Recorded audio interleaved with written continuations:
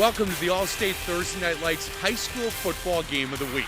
We're here at historic South Stadium for an early season city conference clash between Milwaukee Riverside and Milwaukee Bradley Tech. Hi, my name is Mike McGivern. I'm with Sports Radio 1250 WSSP alongside ex-Badger, ex-Detroit Lion running back Brian Calhoun, and this is the Sports Radio 1250 pregame show. Hey, Brian, it's an early season clash, and between two teams that I think probably got a chance to win the city conference.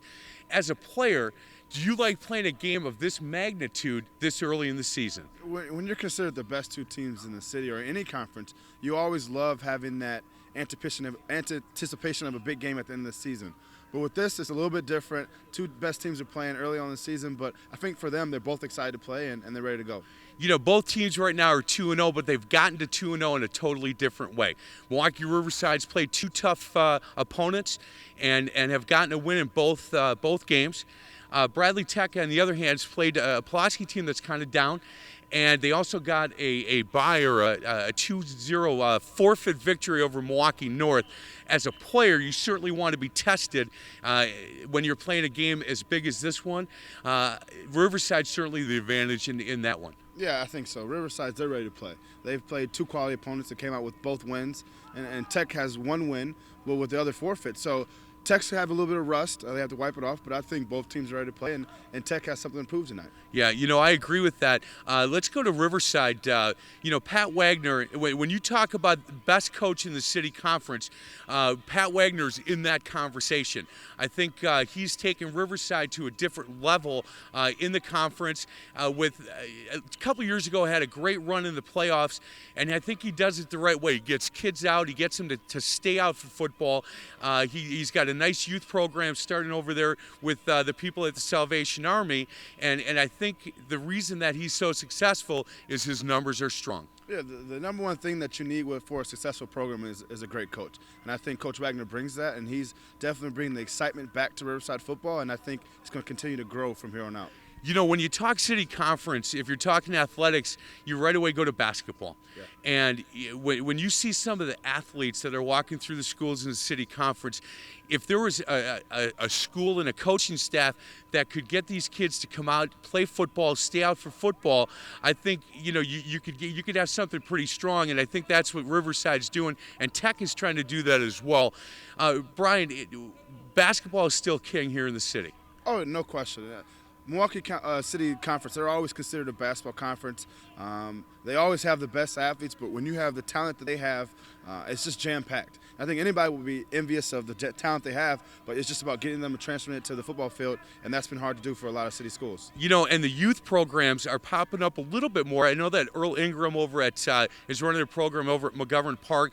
Salvation Army's doing a nice job. The Red Cats, Bayview Red Cats are doing a good job, and it's keeping those kids out and keeping them interested in playing football. You definitely need community involvement, and they're trying to get the community involved and starting young and getting these kids to stay through the program throughout the years, and I think they're off to a great start. You know, last question, Brian. You are you were a three-sport athlete. It's certainly you can play both basketball and football, and you ran track, so it is possible. Oh, absolutely. But with these kids, a lot of these guys are Division I players in basketball, so they want to kind of stay towards that. But you know, they're high school kids. They should play all the sports, especially if they're the best athletes. You bet, Brian. Thanks a lot. We're going to get to a break. The other side of the break, we'll get to John Weiser, and we'll get to Dick Basham for the call of the game. This is the All-State Thursday Night Lights High School Football Game of the Week.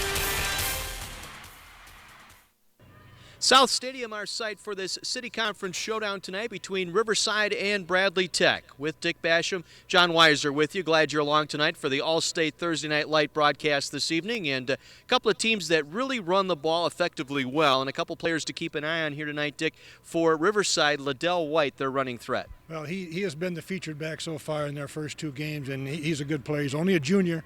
He's got over 300 yards in the first two games, averaging over 150 a game, about 11 yards a carry, and he's got 5 or 6 touchdowns. So he's a very good back. He knows what to do with the ball. He knows where to take it, and he's been their featured back so far. He's also a good student. He runs track. He wrestles.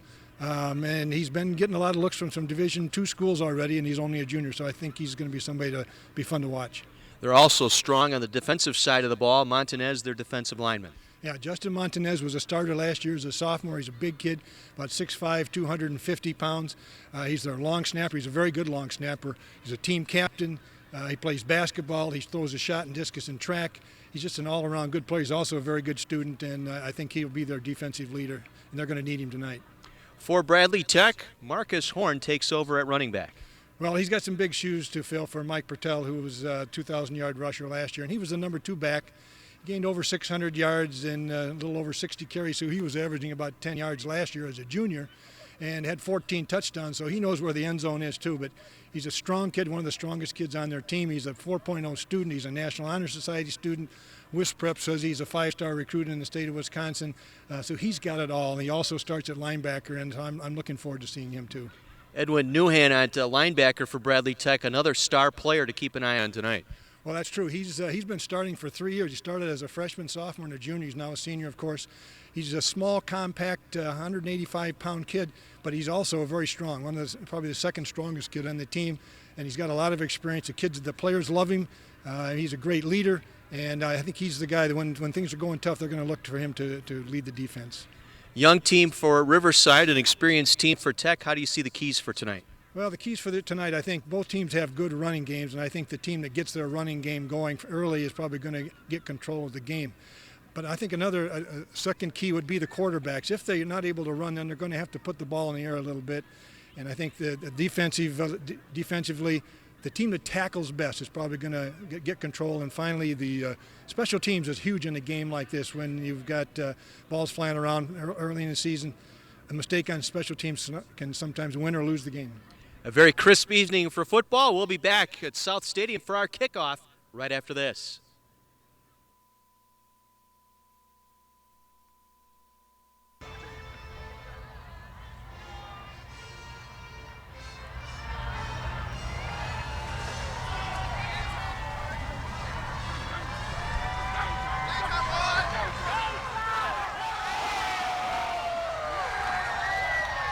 Back with you at South Stadium, John Weiser and Dick Basham as we get set for this City Conference rivalry game. And we're only in week 3, Dick, but this really could decide the City Conference standings for 2010. Yeah, that's what I am told, and I think it's really true. These probably are the 2 best teams in the city, although Vincent is very highly thought of, and possibly Rufus King. It's hard to say at this early in the year. Tech has only played 1 game. They received a forfeit last week, and they played Pulaski the first week and had very little trouble with them. On the other hand, Riverside went all the way up to Rhinelander to play the Hodags and won easily, and then they beat highly rated Hamilton last week without any trouble. So it's very hard to tell what will happen, but this will probably decide it for the. Patrick Wagner, Riverside head coach, and you see on their helmets this season they go with Tigers on one side and that ED on the other, and the ED on Patrick's hat. Well, that's in reference to East Division and getting the alumni involved and buying into the longstanding East Division high school before it became Riverside. Well, that's true, and it was known as East Division many years ago, and I think that's a credit to the coach and how he sees his job, that he's part of a more than just a football program. He's part of the school, and he's part of the past, and he wants the kids to know where they came from and where the school came from. And I think it's a great idea. Well, we're set to go. Riverside winning the toss. They've deferred to the second half. The Trojans from Tech will receive to our left, and back deep to receive Marquand Ellison and Antonio Jones as they get set to get the kickoff from James Burrows. And the runoff and the kick end over end. It'll come short to Marquand Ellison across the 30, 35, and dumped there just shy of the 40-yard line. Submarine down at that point. So it'll be Trojan ball to start our ball game on offense. It'll be John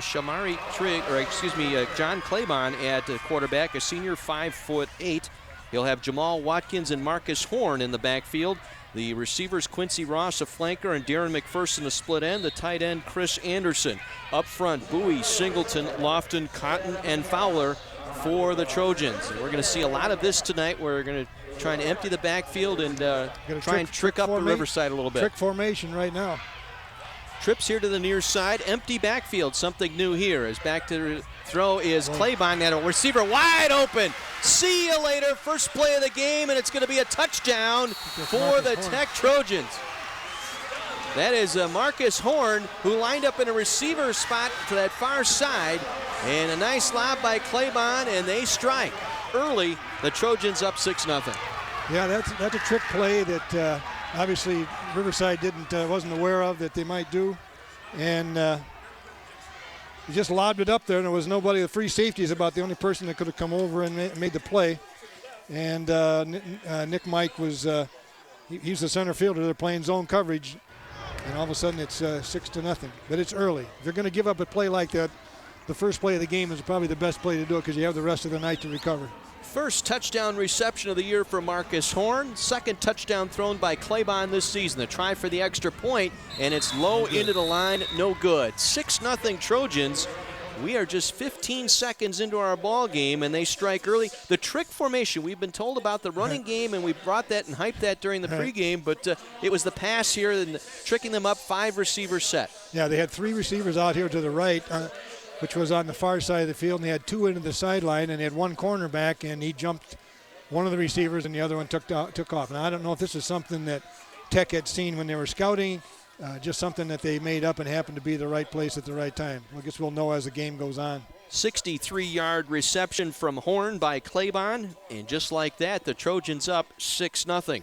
It's a team that ran the table last year in the regular season, 9-0, 8-0 in conference. Went into the playoffs last year and lost in the first round, Tech did, to South Milwaukee. Those pesky Rockets, 28-21. Now Tech was found themselves in Division II last year. They were kind of on the borderline between 1 and 2, and I don't think they've ever been in Division II before. I think they thought maybe they could make some waves there, but it didn't quite work out for them. Well, let's see what Riverside's return unit can do. Murray out there. Riverside has a veteran coach, so I imagine they might have a couple of tricks up their sleeves as well. Both teams have great speed and great talent. It's going to be a lot of fireworks before the night's over, I think. I don't see any sign of panic on the far side, that's for sure. It's going to be a short kickoff, and it's going to go out of bounds. Boy, not what you wanted there. 35-yard line, I think. They'll move it out to the 35. Riverside given good field position here to get their offense on track. They are led by their quarterback, Shamari Triggs, a junior, 5'9", 150-pounder. I think we've seen that Tech also is they don't have a place kicker that's really going to be a threat to make a long field goal. Hopefully they can make the extra points, but that certainly could be a difference in a game like this. Liddell White at one running back, Richard Holder at the other. Liddell White, 211 yards last week against Milwaukee Hamilton, including 3 touchdowns for the junior. Kelsey Wilkerson at split end, and Eric Murray, your flanker. Brandon Richmond is your tight end. Will set the offensive line following this first play from scrimmage from the 35. 1st and 10 for Riverside. And they're going to pass as well, trying to go over the middle. It's intercepted, picked off, and run down the near sideline. And with the pick that time on the corner, that was number 5, John Claybon, the quarterback, playing safety back there, makes the interception on the first play on defense. So Tech stepping up early with the big play. Just overshot the intended receiver. So Looked like going for Brandon Richmond, the tight end, or Eric Murray. I couldn't tell if that was an 83 or 3, the flanker. A little dump over the middle, and it was really kind of a lob, and it hung up there, and Claybon was all over it. Return back to the 25 of the Tigers. So the Trojans back on offense following the takeaway. Claybon, again, same formation, empty backfield. 2-step drop, going to try and toss over the middle, and it's incomplete. The quarterback, Claybon, hit as he's throwing. And it goes as an incomplete pass. Jerome West, the nose guard, was in there on top of him. He didn't really have much of a chance. Claybon is not very tall either. He's only about 5'6", so he needs room to see and so he can throw. I think both quarterbacks have maybe demonstrated early that they're probably not going to win the game by throwing, but they're going to try to loosen them up so they can develop their running game. And Claybon wants to roll the tight end here to the right side. 2nd and 10 from the 25-yard line of the Tigers following the interception.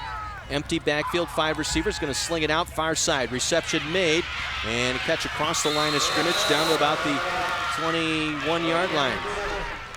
Steve Butnowski there on the stop for the Tigers. Well, they have on that 2 receiver side out there. One of them is not a receiver. He's the left tackle. And he's just out there to block. He can't go downfield. He's an eligible receiver. Just a little dump outside to McPherson, the junior. McPherson, the junior. So bring up third and about 7 here for Bradley Tech. 3-step drop going back over the middle, complete inside the 10 to the 5, struggles down to the 4-yard line. Again, a little dump over the middle. Nick Mike makes a tackle. Davin Green, I believe, the intended target there. Okay. So you get a look at this one. Very nice reception there. Nearly broke it for the touchdown. Just, again, a simple pass down the number 40, that's sideline. Davin Green, yep. Right. Nick Mike, there, the junior, able to bring him down inside the 5. Got a late penalty marker down. Nothing really very fancy here. It's more about alignment and getting matched up with their defense than anything else. Be a 15-yard penalty following the first down. They're going to move the ball all the way back out near the 24-yard line. That Personal helps, foul call after the play against Bradley Tech. That certainly helps. It should be first down, Riverside. 1st and 10. They didn't have enough for the first down, and it was a dead ball foul, so that's exactly what they'll do. They'll flip the down marker. They'll spot the ball at the 24. This time the handoff going to Devontae Griffin. Griffin, a backup quarterback on the carry that time in the backfield. Stop for no gain, may have lost a yard. In on the stop, Budnowski again, the linebacker. Yeah, they went back into their running formation. I believe they had a double wing there with two wide outs, and just a straight ahead handoff to the fullback. I didn't think they were going to throw those passes their whole game. This is how they really make their living right here. They go with a double wing here on 2nd and 11. Horn out here on the right side. Horn the right side wing, you got it. Steps back, looks to throw over the top. Caught in the 5, inside the 5. And again, it's Green again on the catch. Brought down by Mike inside the 5. 1st and goal, Bradley Tech. Well, again, Claiborne, all he's doing is taking a step back and lobbing it out there, and the receiver's running underneath it. I think Riverside needs to back their DBs off a little bit, so they're coming up on the ball rather than trying to get back and recover. Because the ball's up for grabs. It's anybody's ball. 1st and goal inside the 5. They'll spot it at the 4. Claiborne gets to the line of scrimmage. He'll turn and he'll give. Inside handoff. This is Horn trying to come near side, I believe, to the goal line. Touchdown. Jamal Watkins. The other running back this time getting into the act. Storms into the end zone, and Bradley Tech up 2 scores. It's really interesting because Tech has done everything but give the ball to Horn, their leading ball carrier. Watkins coming around that left side. Boy, he caught that one in stride, tucked it away, untouched till he got to the end zone. I think we're seeing a little bit here of the experience of Tech here and the inexperience of Riverside early in the game, and I think Tech is taking advantage of that. Now they will kick for the extra point. Abraham Avila, a soccer player, going to get this one up, and this time it's through. 13-0, Bradley Tech on top. Let's toss it down to Mike McGivern, who's got a little bit of a tidbit on the sideline. You know, I got a chance to talk to one of the coaches from Tech after the first play touchdown, and he said, you know, we made that call on Tuesday that we're going to make first play, throw the bomb. He said, what I think is going to happen is we can get a turnover and punch one in. We got a chance to hang with Riverside, and that's exactly what happened. Well, that's true. They have done that. I think they've surprised Riverside by their approach to the game. Riverside, I think, was expecting a more of a knockdown, drag out, although they did know that they ran spread, but not to this extent. It's also a case that Tech had 2 weeks to get ready for this game. True. 6 play, 25 yards. They overcome the personal foul call, get into the end zone. Watkins with the touchdown run, his first of the season.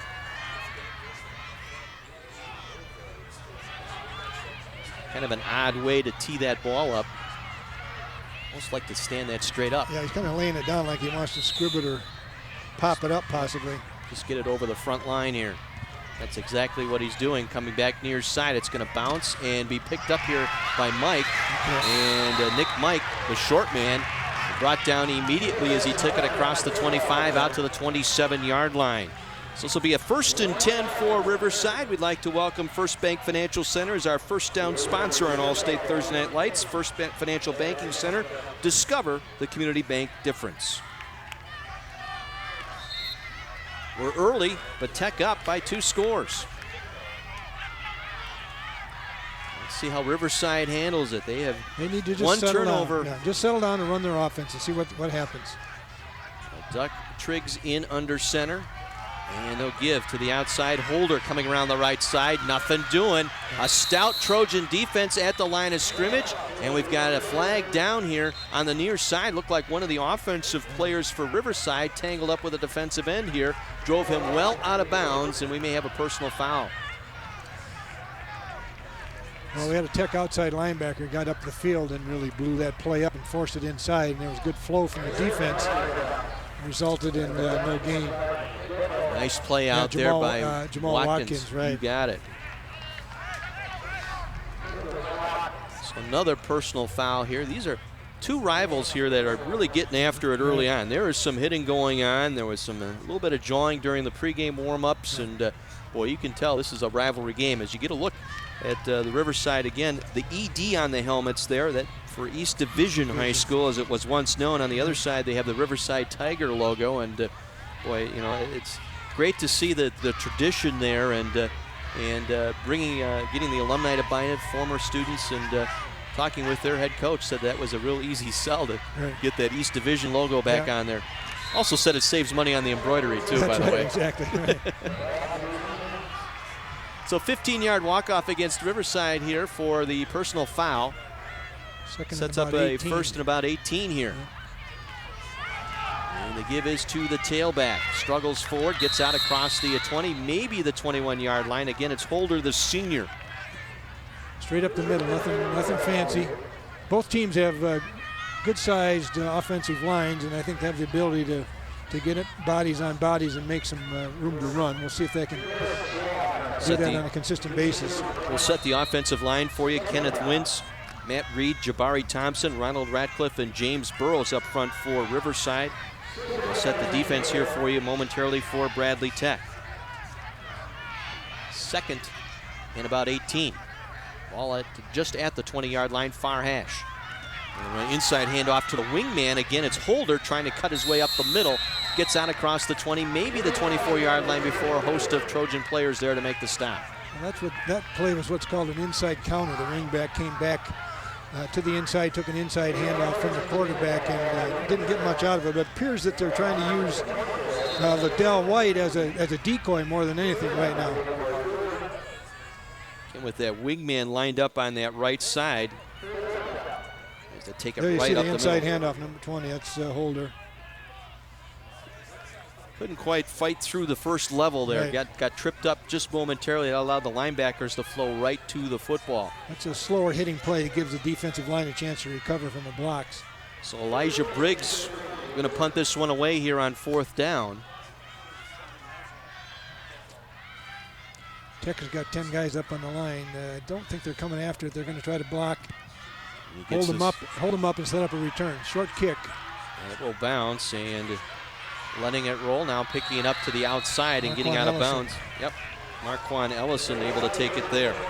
Well, we welcome our title sponsor, Allstate, and urge you to support their X the Text program. Allstate and My24 urges students and their families to stop texting and driving by pledging to X the Text. Students can sign a pledge at the Allstate booth at all of our Thursday Night Lights games, or they can go online to allstate.com/teen and get more information. Anthony Desardin made the tackle on that punt return. Up front defensively for Riverside, Reyes, West, and Montanez. They go 3-5. Briggs, Ward, Butnowski, Triggs, and Starks are linebackers.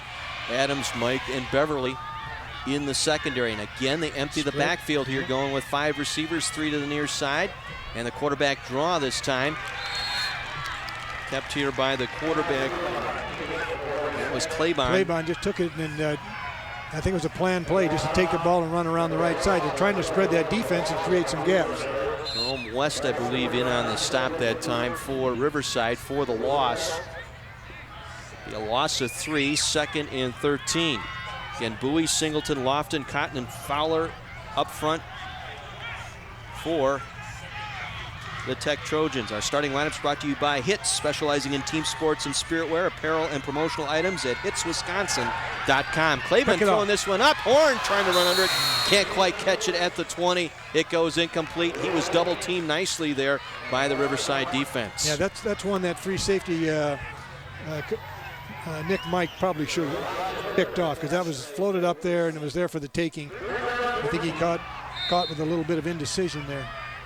Well, he got caught in a rush up that time. It looked like on a blitz coming from the outside. Briggs that time got a hand on it on the quarterback Clavon just as he threw that one away. So 3rd and 13 here from the 49-yard line. Well, Tech only has 4 offensive linemen inside with the ball, because one of them is out here on this side with the 2 receivers, and he can't go down the field. He can't really do anything. Clavon with some room around the left side, gets it across the 45, still on his feet down to the 43-yard line, well short of a first down. Riverside able to make the stop. Liddell White out there on the outside linebacker. Just a simple quarterback draw here as we take a look at it. Steps back, takes off to the left, and a nice hit by number 13 out there, who happens to be Barry Beverly. So punt formation here for the Trojans. Marquand Ellison does the punting. This is actually a different punter out there. Nice pooch punt, and it's Mike who'll make the catch for Riverside inside the 15, driven back to the 10-yard line where he is covered up there. So field position playing a part in this one early on. Riverside getting backed up inside their own 20 yet again. Well, that and the fact that they haven't been able to get a first down to get any field position themselves. We'll take a break. 5:45 to play first quarter. It is 13-0. Bradley Tech on top of Riverside. This is All-State Thursday Night Lights on My 24.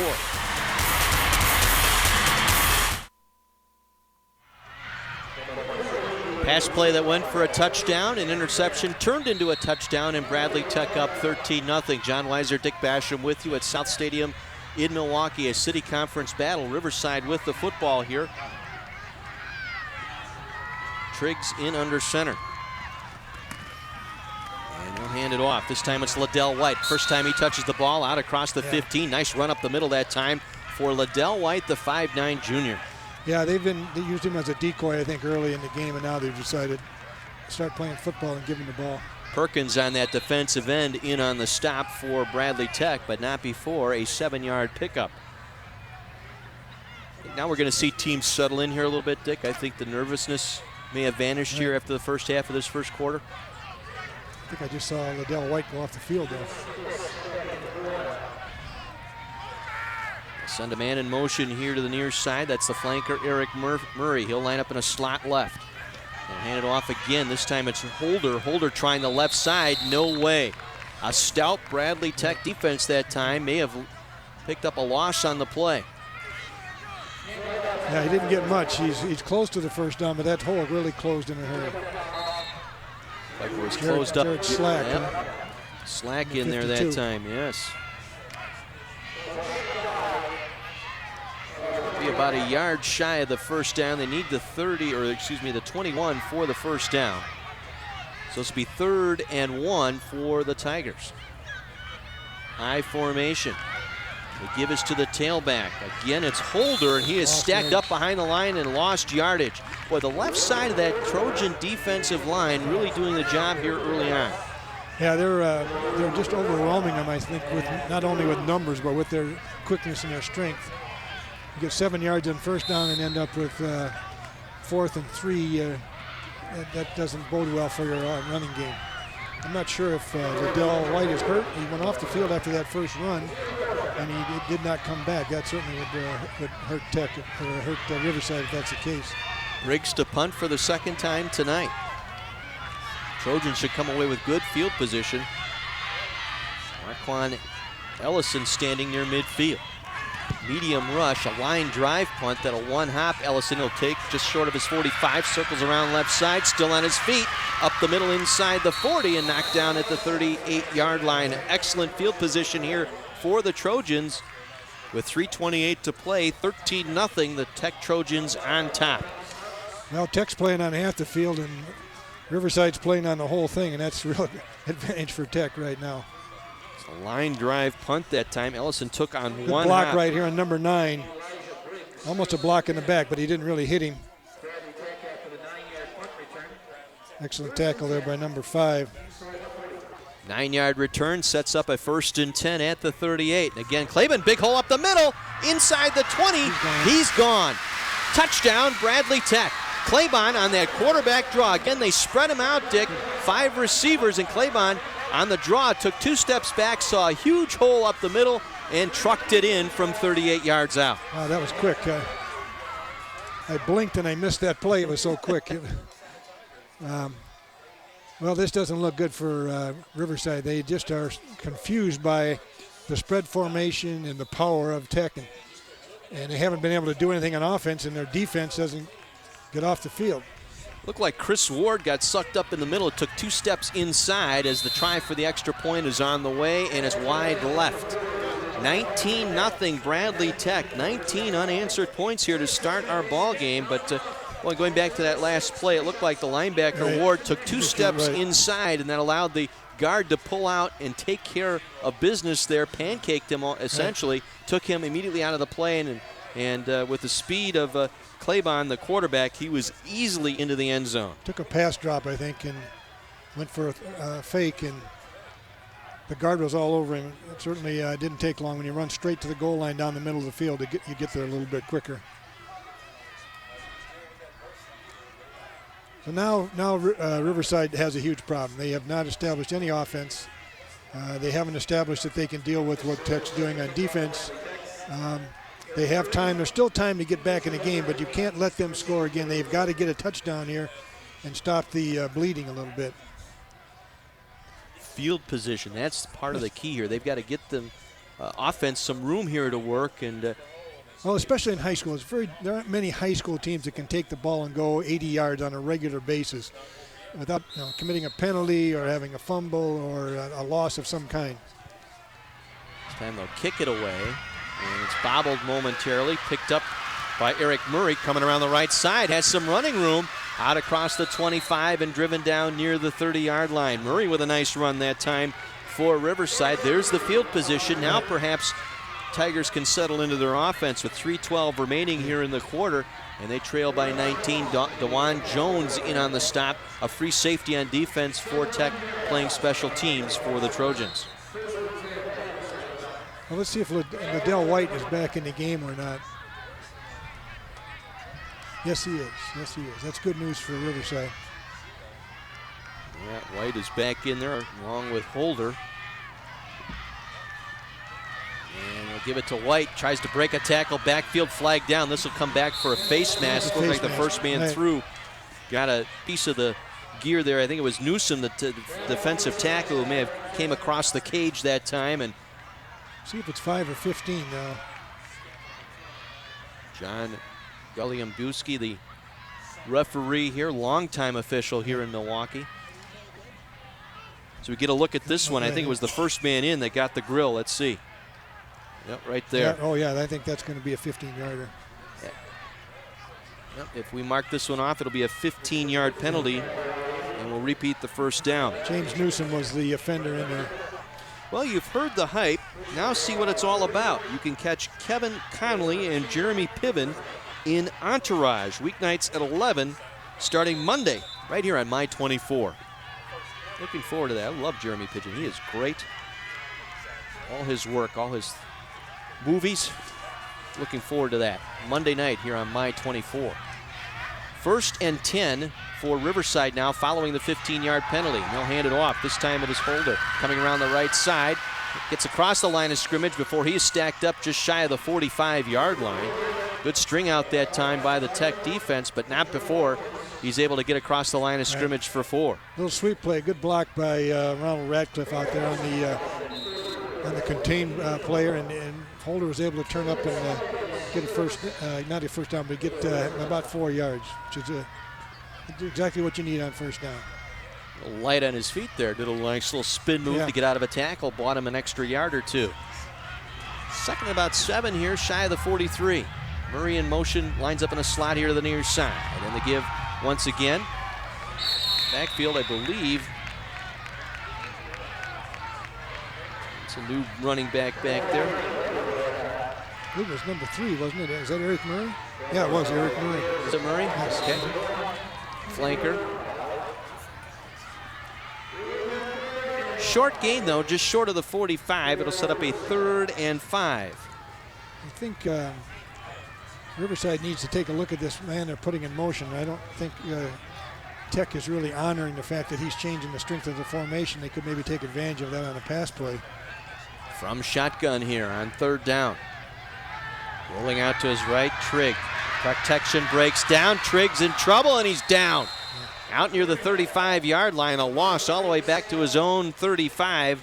Be a loss of 10, and it'll bring up 4th down. And again, the Tigers are going to have to punt this one away. The Tech defense is not only experienced, but they have some guys that can really cover some ground out there.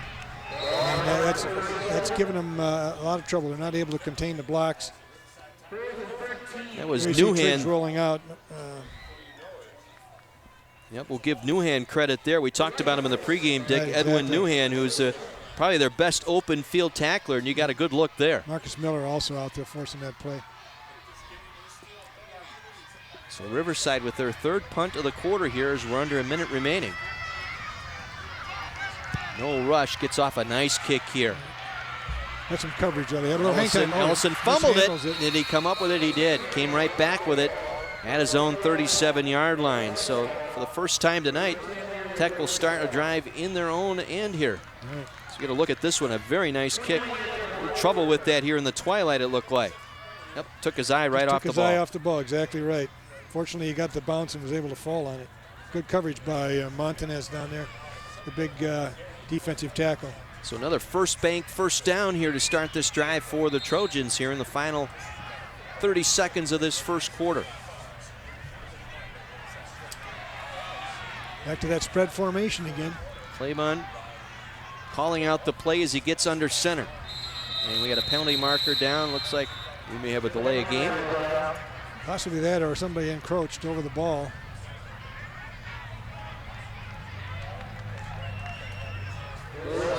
More than our share of flags here in this first quarter. Yeah, defensive encroachment. Yep. Boy, Riverside doesn't need to give him any help, that's for sure.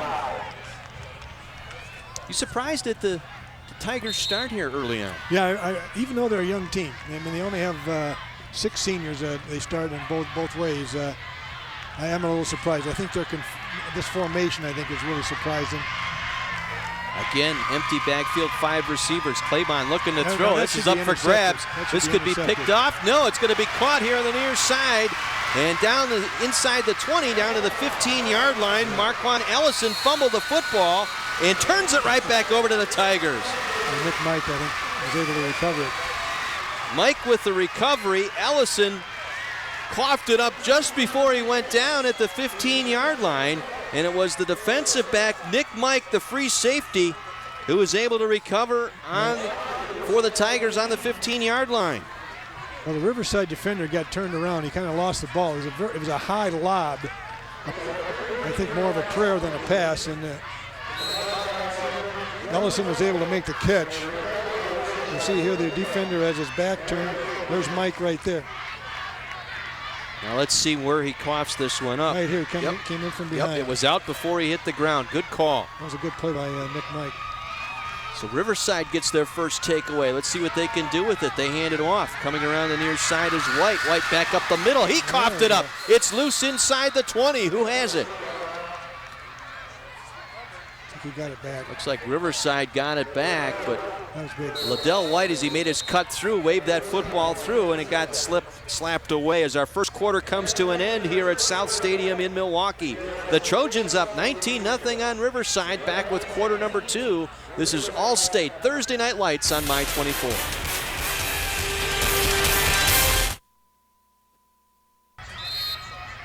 $19-0, the Trojans on top of the Tigers as we begin quarter number 2 with Dick Basham, John Weiser with you. Riverside now going left to right here as we view it from South Stadium, and rolling out his Triggs to his left. Has a man out there, sliding catch made. Nice play out there on near the 30-yard line, close to a first down. I think that's Holder on that. Was that Holder, the fullback? So. Yeah, he was out in a little crossing pattern, lined up in a little slot, angled back to the sideline, made the nice catch. Well, Triggs was able to get outside the contain, a good block out there, and he's got quickness. He got outside, going to his left, and just dumped it out into the flat. So that's finally a first down and a little bit better field position here for Riverside. Gain of 12 on the play on the nice little rollout that time. 1st and 10. Riverside get their first down here. Now the pitch goes back. Holder, big hole over the left side. Across the 35, just short of the 36-yard line is Richard Holder seeing some action here. Only 9 carries, 124 yards versus Rhinelander a couple of weeks ago, but starting to get his motor going here in this ball game early. This is a little toss play. Jamal Watkins makes a tackle up here. But, if they can keep that up now, they're a little inside, a little outside. That'll help a lot. Tech is playing with just 2 down linemen. They have 9 guys standing up, and they're all good athletes. 2nd and 5 from the 36. Triggs will work from shotgun. Murray in motion, far side. Gets the handoff, left side, big hole out near midfield. Gain of 14 and a first down for Riverside. The flanker that time going in motion takes the ball around the left side. That's Murray. It's a little inside handoff. Good blocking up front. Another first down. Riverside starting to get a little rhythm now. They're starting to feel like they want to feel playing their run game. Murray with a 40-yard touchdown run versus Rhinelander to open up the season a couple of weeks ago. Gets a nice gain of 14 and a first down. Right at midfield. Again, Murray in motion. This time they'll hand it off. This is White with a hole over the right side, trying to get the corner, breaks a tackle to 40, and he angles his way inside the 30, still on his feet to the 25, before finally being driven out. A 25-yard run by Liddell White, the junior. Well, that was a really nice run. He broke a couple of tackles to keep that thing alive. And I think Riverside's showing they're not going to go away and hide. They do have some talent, and they seem to have their running game going right now. What a nice seal block out there by Burrows, the right tackle. Sure was, yeah. There's a missed tackle right there. Second one right here. Steps out of that tackle. I like it. A great effort.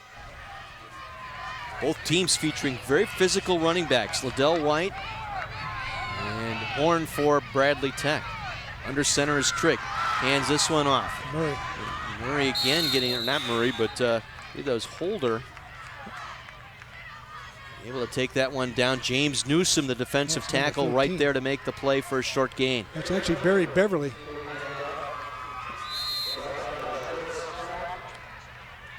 One of their defensive backs and now playing running back. Mike McGivern, what do you got for us? The coaches over at Tech after the first quarter, and they emphasize the fact that they need to keep them out of the end zone on this first drive, keep up the momentum, and do not slow down. They feel as though their quickness on defense is the difference right now. I think their quickness all the way around has been the difference right now. Trigg rolling right, has some running room. Does. Got no and he'll cut it upfield, gets it out of bounds, I believe, made the 20 before finally out of bounds. Short gain, though, pickup of only 3 that time, ushered out by Marquand Ellison. Well, they ended up on the short side of the field. Receiver was covered, so he had to take it down and run. And we're third and about 5. We have 4-down territory. Not sure if they have a kicker that can make a field goal from here or not. You got to look at Triggs there, the junior 5'9", 150-pounder, 5 for 9 tossing the ball last week for 66 yards in the win over Hamilton. On the year, he is yet to throw for over 100. Again, primarily a running team, but boy, when you're a running team and you're down 19, you got to be able to get that ball down the field. Lone back in the backfield is Liddell White. They'll line up in a slot right, and we got an official stop here. We got a timeout, Riverside. Got a timeout taken here by Riverside. Mike McGivern, what do you have for us? Thanks, guys. I'm here with Rebecca Monzinga, the advertising specialist for Boucher Automotive. Rebecca, first and foremost, thanks for being part of the All-State Thursday Night Lights. Yeah, absolutely. We're happy to be a part of it. You know, grassroots marketing is pretty important to the people at Boucher. Definitely. We're very involved in the community. In fact, we were one of the first groups that CW 1824 came to for this opportunity. We're really involved with the MDA organization, Vince Lombardi Charitable Funds, and a lot of local schools. You know, you guys have been a staple here in Milwaukee and southeast Wisconsin for a long time. How many stores do you have now? We have 16 stores, and we sell 15 new car brands. Not going to ask you to go through all of them, but I bet you could. For sure. Thanks again so much. Say hi to Frankie Boucher for me. He was a naughty little boy at St. Peter and Paul in 2nd grade. Will do. Thanks. Back to you guys in the booth. Thank you, Mike, and thank you, Rebecca Monzingo, advertising specialist for Boucher Automotive. We thank them. I tell you what, that pickup would look very nice in my driveway. I think we got a little more information about Frank Boucher there than we probably needed or he wanted us to know. Moving on, 3rd and 4 from the 18. Flags down, play whistle dead. A little motion penalty here against Riverside. False start here against the Tigers. All right, they didn't need that. Riverside yet to convert on 3rd down here tonight, Dick. That's been their problem as well. Well, they're starting to get their rhythm back. I will say that, and they obviously can move the ball, but they can't. If they're going to do it by running, they can't be picking up 5-yard penalties in key situations. So 3rd and 9. Marlon Cotton out there now on defense here for Bradley Tech. Yeah. 380 pounds right on the nose. Yeah, you don't have to shake the sheets to find him in the morning, that's for sure. Murray lined up here to the near side. They're going to roll White as a slot here right. Trigg will work on a shotgun. 3rd and long. 0 for 3 tonight on 3rd down. Trigg will take it upfield, tries to get the corner and does. Has some running room to the 15, to the 10. Still on his feet and out of bounds inside the 10-yard line. 1st and goal, Riverside Tigers on a smooth run that time by Shamari Triggs, the junior quarterback. Yeah, that was a really nice play on his part. I don't know if that was the planned play, but that's the way it developed, and there was seams, and he's got some quickness. He's able to get up the field and get the 1st down. A little shake there on that. Just couldn't quite get it in, just short of the 5-yard line. We got the 1st down. But it's a First Bank Financial 1st down. And we appreciate their sponsorship this season on All-State Thursday Night Lights. 1st and goal, Riverside, their first opportunity here. Let's see how they handle it as they send the man in motion holder to the far side. Triggs from shotgun, hands it off White, gets the corner, gets a good block to the 5, but pulled down from behind. Good recovery there by the Tech defense. Looked like he had some running room if he got to the corner there on the outside. He did. The right guard pulled out Ron Ratcliffe, who's one of their better linemen. But he outran his blocker. I think if he'd have cut it up inside, he might have been a little bit better off. There was just too much on the edge to get outside. Down here, you want to run north and south, right to the goal line. They're at the 7-yard line. You got 3 downs to get it in. 8:20 to play first half. Riverside looking for their first score of the ball game. And Trigg from shotgun rolls right, has some blockers, now wants to toss. Wide open in the end zone, caught. Touchdown, Eric Murray. All alone in the back part of the end zone. That was a really nice play, and it was a good call because they had been moving the ball on the ground. He showed run, pulled up and just dumped it. He had 2 receivers down there, and Mike Bond came up and played the run and left the receiver open in the end zone. Well executed on the sprint option that time by Triggs to the outside, and Murray with the touchdown, his 2nd of the season. Well, we're short 1 player here again on special teams. If it's the kicker or the holder. Looks like we were short a holder. Javante Adams late to get in. He will hold for Burrows. The snap and the kick, not very good. Did not get all of that one. 19-6, just over 8 minutes to play here in our first half here at South Stadium. So Riverside on the board. They convert on 3rd down on this drive, which was key on the nice play by White, and then the touchdown pass from Triggs to Murray to cap off this drive. Okay. I think Riverside might want to get their 2-point conversion plays out. They're down by 13 now, and they need to get ahead in the game on extra points because Tech has only gotten 1 of their 3. So Allstate asks you to support their X the Text program. Allstate and My24 urge students and their families to stop texting and driving by pledging to X the Text. Students can sign a pledge at the Allstate booth at all of our Thursday Night Lights games, or they can go online to allstate.com/teen and get more information. 11 play, 85-yard drive, taking a little over 4 minutes. And the pass from 6 yards out from Triggs to Murray. Riverside needs a stop now. Get some field position, get a stop, get the ball back. Short kick, Marquand Ellison fumbling again, and he is met by a host of Riverside players. That play all on Ellison that time, again having trouble gathering in the high kick. That's the last 2 kicks he's actually mishandled. That's he's been fortunate and got the bounce that he needed to get it back. But the momentum has just swung a little bit here, I think, a little bit more in Riverside's favor. And they're going to give Riverside the football here. On the recovery, the last man to get up was a Riverside player, so they get their second takeaway of the ball game. We do have a Tech Trojan player down out of that pile, so you're right. Now the momentum clearly on the side of the Tigers on that far sideline. I think Let's get a look at this one and see how that one got that coughed could be up. Ellison who's down, because I thought he had the ball and he must have been hurt and it got away from him. There's the ball on the ground, gets the handle on it. Now he dropped it again. He certainly did. He dropped it twice. Holder, and then Holder, I believe, recovered the kick. looked like Holder in that scrum finally got a hold of the football. It probably changed hands about 3 or 4 times. Yeah, that was everybody was there, 22 guys, so it was anybody's ball. Hopefully Ellison is going to be fine. So Riverside with some momentum right now, tending to an injured Bradley Tech player. The Tech players are on a knee back there. There seemed to be quite a bit of concern, so maybe he's... Let's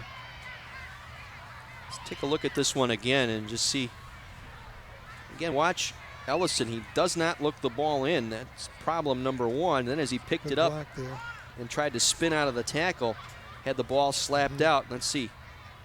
Right about there. Looked like Holder right there, I think, picked it up. Nothing illegal about that. I think he thought he had the ball. He had reason to tackle him. But while all that's going on, the ball's loose.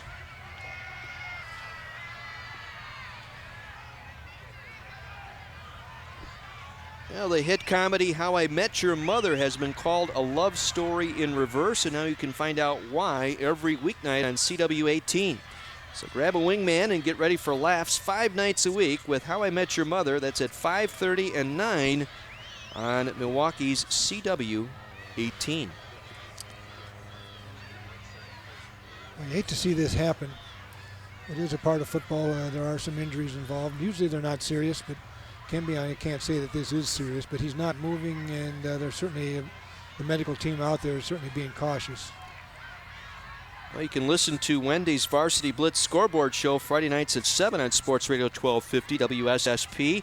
As an added bonus this week, Dick Basham will be on with Mike McGivern. You can get updates and scores from all the area high school football games. I think we said 16 games are going to be covered by SSP this week, tomorrow night, and you're going to be part of the studio gang. Well, yeah, that'll be interesting. I hope I can remember all the games and remember the players' names and things like that, but we'll try to enhance it a little bit and see what's going on in the world of high school football in the Milwaukee area. Certainly a lot of good teams this year, and I know there's some good games right out of the chute in the Greater Metro Conference. What I'm most familiar with, having been at Marquette, Brookfield Central and Menominee Falls play right away. Menominee Falls is looking for their first win after playing for a state championship last year. I think that surprises people a little bit.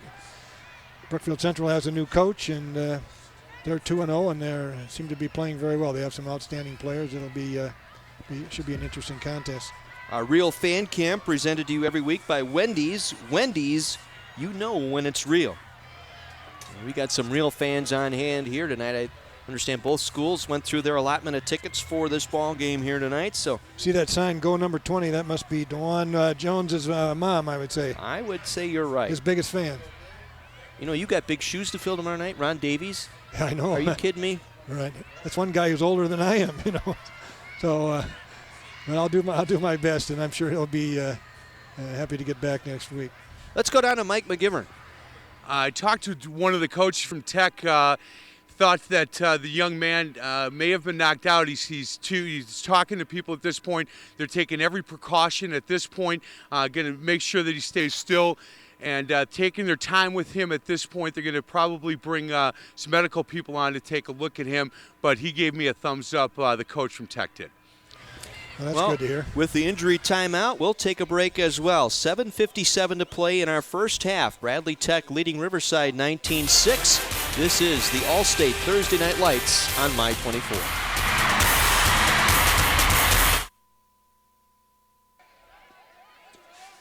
Part of our crowd here tonight at South Stadium in Milwaukee, a city conference battle between Tech and Riverside. See our Wisconsin National Guard on hand this evening as well. As we're handing out all the goodies here, good crowd on hand tonight. Glad you're with us on a perfect night for football. Yeah, it is a good night for football. This early in the year to have the temperature down in the 50s makes it really good for the players. I have a few stats here from the what's going on in the first half. Surprisingly, Riverside has had the ball almost 3 times as much as time-wise as Tech has. The penalty yards are pretty even. 2 turnovers that for Tech that's getting Riverside back in the game. Tech has 184 yards. Riverside has 101 yards. Good to see Marquand Ellison up and walking off under his own power. That's really good to see. Coach Chris Bevilacqua there escorting him off the field, but you can tell Ellison still a bit dazed after that hit he took after he coughed up the football in that ensuing scrum, and he's a bit shaky as they get him over here to the near sideline, but at least he's up under his own power. Right, that's good to see, and I doubt that he'll return tonight. And it looks like he'll be okay in time. Well, we'll see what Riverside can do here. Certainly have taken the momentum away from the Trojans, who had it early. They built up a 19-point lead, but that in jeopardy now. Riverside looking to get back into this one. Ball at the 29 of the Trojans, 1st and 10 for the Tigers. They'll go I formation with Holder and White. And they're going to pass. Triggs coming near side, has the man open. Holder with a catch, or White I should say, with a catch inside the 25, out of bounds near the 20-yard line. I think Liddell White with the reception that time. Horn and Claiborne both knocked him out of bounds. That was just a little roll out to the right, got outside the contain, had the fullback in the flat, just dumped him the ball. Very safe play, out of bounds, stops the clock, 2nd down and 2. Gain of 8 on the play from the near hash mark, just shy of the 20-yard line. Trigg will take them up to the line of scrimmage. Single back is White. 3 receivers here to the right side. Play action, they'll hand it off. This is Holder coming around on the inside, breaks a tackle, kicks it outside inside the 20 to the 15, down to the 12-yard line. Nice run by Richard Holder. Nothing up the middle, was able to bounce it outside. Now that was a little what a formation called a bunch formation, where they have the tight end and 2 running backs together on the right side. Holder came back and took an inside handoff, bounced off, broke 1 tackle, and got the 1st down. Let's go down to Mike McGivern on the near sideline.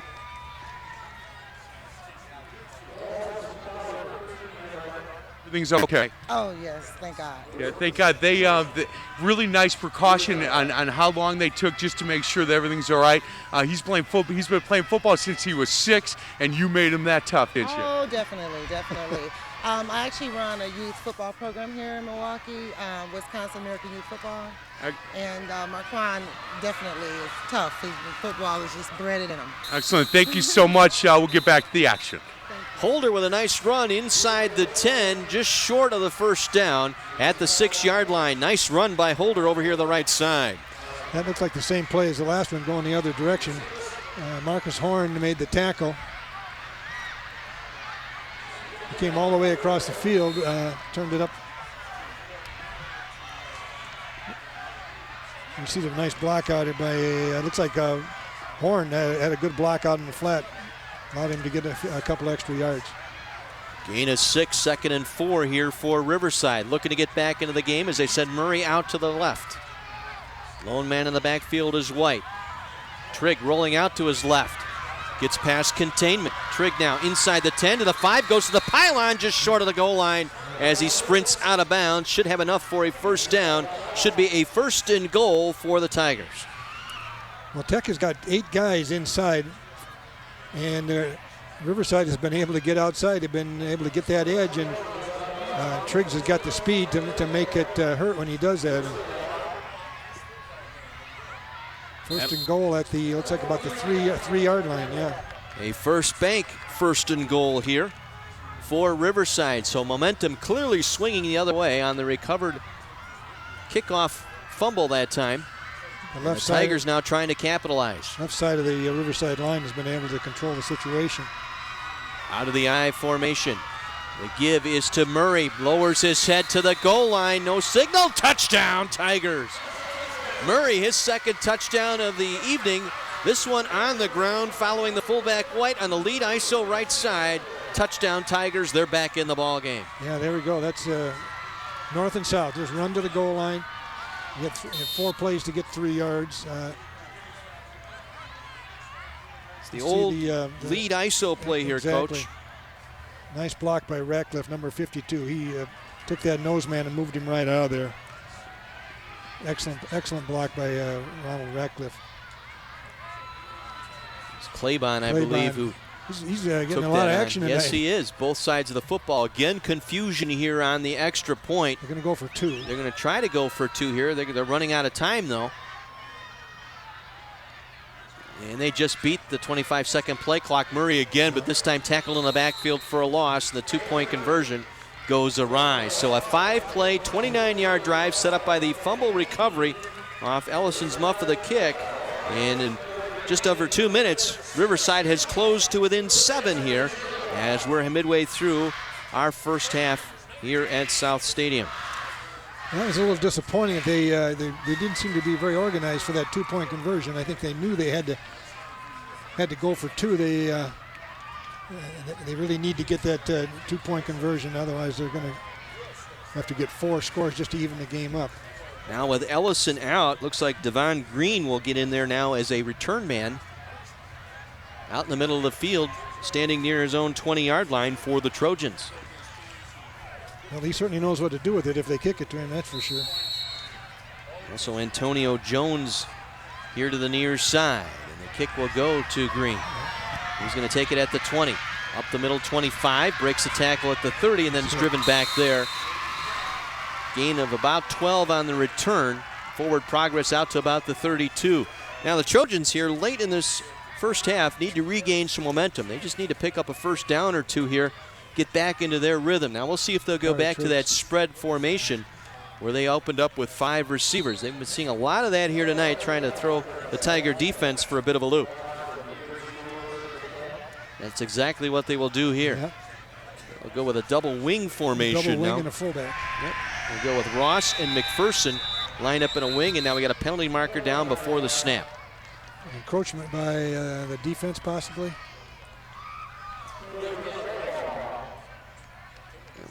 Illegal participation. Oh. If they At 12 in the huddle. With 12 in the huddle and got somebody off, I'm not sure. But it'll be a 5-yard walk-off against the Trojans. It'll set up a 1st and 15 for Tech. Well, they had all the momentum early, scoring all 19 points in the first quarter. First play of the game. And again, they'll go tight. And the give is to the fullback. Coming around, Watkins around the right side. Breaks a tackle across the 30, moving the pile out to the 32-yard line. Once again, Butnowski, the junior linebacker for Riverside, finally brought him down. Gain of about 7 on the play. Yeah, we've called his name a lot tonight. He's having an excellent game. Watkins was able to get the majority of the penalty back. Puts him back on track, 2nd and 9. You get a look at Butnowski, the junior, 5'9", 165, a linebacker for Riverside. 2nd and 8 from the 32. Same formation. This time they'll hand it off to the ring on the right side, and getting across, I believe, is Horn.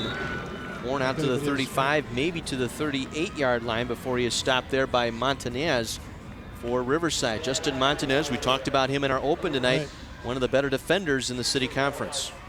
Well, that was an inside handoff, a fake to the fullback, and then Horn came shallow behind the lineman, and an inside handoff, was able to turn up and get a 3 or 4 yards.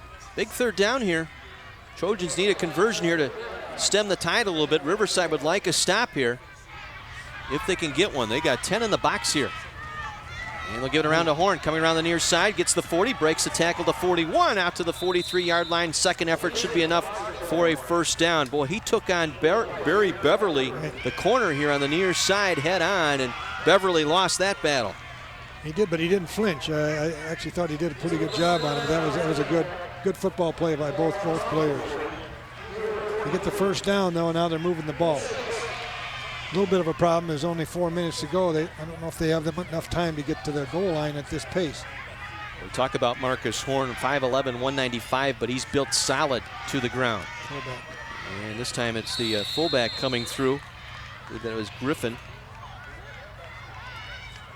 Devontae Griffin on the carry. Short yardage. Gary Gray here on the defensive stop for Riverside. This clock continues to roll here under 3.5 minutes to play, first half. A 7-point ball game now suddenly here as Riverside has come on here taking advantage of a takeaway. 2nd and 8, we'll call it, just across the 45. Two-step drop, going to heave it out near side, looking for Green through his hands, incomplete. Devin Green, the intended receiver. Beverly out in coverage that time defending. Even if he had caught it, he would have been out of bounds. That wouldn't have been a successful play. But it was a good idea. It's what we call a fade route. Receiver just takes off and is one-on-one. Get the defender's back turned and try to throw the ball in behind him. Good look at Nick Mike, the junior free safety, 5'11", 155 for Riverside. Big third down once again. Clock stop. 3:07 to play. 3rd and 8. Just across the 45. Again, two-step drop, looking up for that single coverage. Green trying to run through, and he was defended a little too aggressively that time by Beverly, who impeded his progress toward the ball. Now, it'll be an interesting call here. Will it be interference or holding? Now, once the ball's in the air, the defense and the offense have equal right to the ball. They called it on the defense, and they did call interference. Let's go quickly to Mike McGivern on the sideline. Hey, guys, I had a chance to talk to Mr. Ellison's mom, and he is done for the night. The doctor on the sidelines checked him out. He's doing fine, but he was knocked out for a few minutes, and they said he is done for the night. Well, that's that new rule again in the WIAA. They're really making sure on any type of head injury, even though you feel like you can get back in there, they're going to shut you down for the evening. So first down by the penalty, and boy, Claybon met in the backfield and driven down hard. Gary Gray, I think, busted through that time right up the middle and got in Claybon's grill right as he got the snap. That was a huge defensive play, and that's exactly what they needed. It's an inside, looking for an inside handoff. But Claybon did a nice job hanging onto the football there. That might be one of our smart plays of the game there as he held onto the football. Loss of 5, 2nd and 15. Clock continues to run here, 2:25 remaining. First half, Tech trying to regain some momentum, and they're going to take a timeout. No confusion, I believe. Well, it's a big play here. You got 2nd and long, and you're normally a running team here, so you're trying to look for something here. Maybe not to get all of it, but at least get you in a manageable 3rd down play here late in this first half. But Riverside has changed their defense a little bit. They're now playing man-to-man on the outside receivers, and with a free safety in the middle of the field. That seems to have taken a little bit of the room that the Tech receivers had early in the game just to run under balls. They're being defended a lot tighter, and I think that certainly is a good move on Riverside's part. The trick will be whether Riverside also is matched up man-to-man on those inside guys, if they don't sneak somebody down the field. Claybon tonight, 5 of 9 for 143 yards and a touchdown. 4 carries, 33 yards, and a touchdown for Claybon so far this evening. So he has done a nice job. Plus he's playing defense. And he's playing on the other side of the ball too. And again, he had a broken foot last year, right, week 5, so he's fully recovered from that, and that's a big plus for Chris Bevilacqua that time, the head coach. 2nd and 15. Stutter step. Not much there. Coughed up the football on the turf, and I think the Trojans covered it up. That was Dominique Starks that made the tackle and also caused the fumble. Like one of the big linemen there, Devontae Singleton, fell on the football and kept the possession here for the Trojans. Well, it rolled away from the play, and so it was anybody's ball. Tech was lucky, I think, in that situation. Now they're going back to that spread. We got 3 receivers to the right side, empty backfield. Looking left, ball tipped at the line of scrimmage, and it goes out of bounds. Incomplete. That might have been Gray once again who got in there. Sudden Gary Gray has really come to life. He has made some big plays here in the last 3 or 4 minutes. Got all of that 6'3" frame to get up there and knock that ball down for the incomplete pass. Sets up 4th down. More importantly, stops the clock here for Riverside. They'll have some time here, be able to set up a return. That's exactly what you have to do, though, because Claiborne is very small, very short, he's very quick, but he needs room to throw. And you get those 6'3" guys in his face, it makes it pretty much impossible. Tech taking another timeout here to be sure on special teams. Murray was dropping back, looked like they were going to put 9 up, set up a return rather than go for the block here. We'll see if that changes momentarily, but taking advantage of a couple of takeaways. Riverside able to get back into this one. It was 19-0 early in this ball game, and boy, it was looking like a Tech runaway, but credit Riverside. They battled through, fought through some poor field position there in a couple of their possessions, and worked their way through it and kind of found their game feet, if you will, in that second quarter here early. That's a credit to their coaching staff, that they have confidence in their kids, they have confidence in their plan, and they're not going to panic. It's a long game. Bevilacqua, the coach, been with the program for a while. First year as the head coach. He's the head wrestling coach. Been at I think he's been at Tech for 13 years. He's a math teacher. Certainly a strong leader, and that's probably what they were looking for in a head coach. End over end, they'll signal fair catch. It is made at the 27-yard line. Bakari Briggs able to get the fair catch. And so with just over 90 seconds to go in this first half, Riverside fairly decent field position out at their own 27-yard line. Got a couple of timeouts to play with here should they need them. And again, the clock would stop on any made first down while they move the sticks down the field. Interesting to see what their approach is here, if they're going to try to throw the ball to get it down the field, or they'll stay with their running game. There's always the risk, of course, of an interception or a quarterback getting sacked.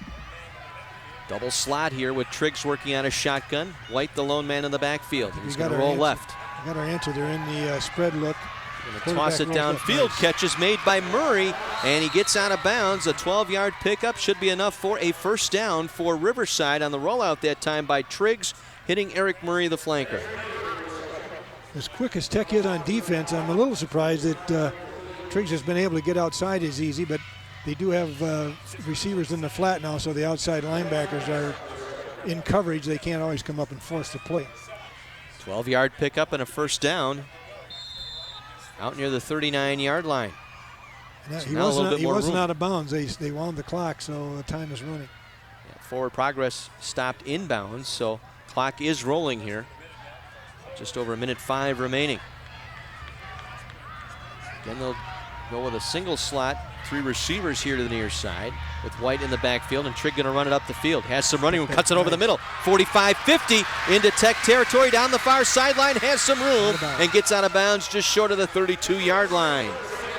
Nice run, gain of 24 and a first down here for the Riverside. Well, that was pure athletic ability. He took off to the right, saw an opening, cut back to the left, and just outran every defender until he ran out of bounds. Officially a 28-yard run that time and a first down. Now they're in business here. They've got some time. 47 seconds to go here in this first half, down 7. Boy, what a big uplifting drive this would be if they were able to get points here late after being down 19-0. Well, what they found out is if you spread out that Tech defense, there's creases in it, and they have the speed to take advantage. Trick going to drop back, has some time, penalty marker down, tosses it up for grabs, incomplete. Looking for Brandon Richmond, the tight end, but the flag came from the referee. This looks like a hold here against the Tigers. Well, they do have a mismatch out there with the tight end. Richmond is 6'2", and those cornerbacks for Tech are about 5'7", 5'8". That is a pretty good mismatch. I think he'd be better off if they just could drop straight back and throw that fade route before that free safety gets over to help him out. Richmond looking for his first reception of the season. This will be a holding call here against the Tigers. I would think you'd want to march him back here. That would be my philosophy in this situation. You want him as far from the goal line as you can get him because time is of the essence. Spotted at the 49 of Bradley Tech on the 10-yard walk-off from the spot of the foul. So it turns out to be a 15-yard walk-off, if you will, from the line of scrimmage. So a 1st and 25 here for Riverside. Now the slot to the right here, the near side. Triggs again will work from shotgun. Rolls to his right, has some room. Now dumps it downfield. Murray open, toe taps his way out of bounds inside the 30. or near the 30-yard line, I should say, just short of the 32 as we get a look at this one. Murray again, fleet of foot, the junior, did a nice job walking the tightrope there. Yeah, excellent job. And he just completed the pass right in front of Mike Bond. Bond pushed him out of bounds. But that's excellent footwork by the receiver, by Eric Murray. Gain of 14 sets up a 2nd down and 9. Check that 16-yard pickup. Triggs again rolling left. Has some blockers out there trying to get to the corner. Now with plenty of time, going to reverse field. Boy, still on his feet here, coming to the near side. If he has it, he's going to try and get out of bounds. Took a lot of time, did not get out of bounds. They'll wind the clock here. Riverside going to have to take a timeout. Right. Stops the clock with 11 seconds to play here in the half. Well, I tell you, over on the left side, Liddell White was doing a great job of blocking the outside contain to give Triggs a chance to dance around and reverse his field. Triggs did just about everything right, except he did not get out of bounds. We got a cramp problem. Looks like Tech has a player down. So the offense going to huddle up here with their head coach, talk things over. Yeah, you had a good shot there of Patrick Wagner, the head coach at Riverside. He's been there for 10 years, and last 4 years they're 33-10 win-wise.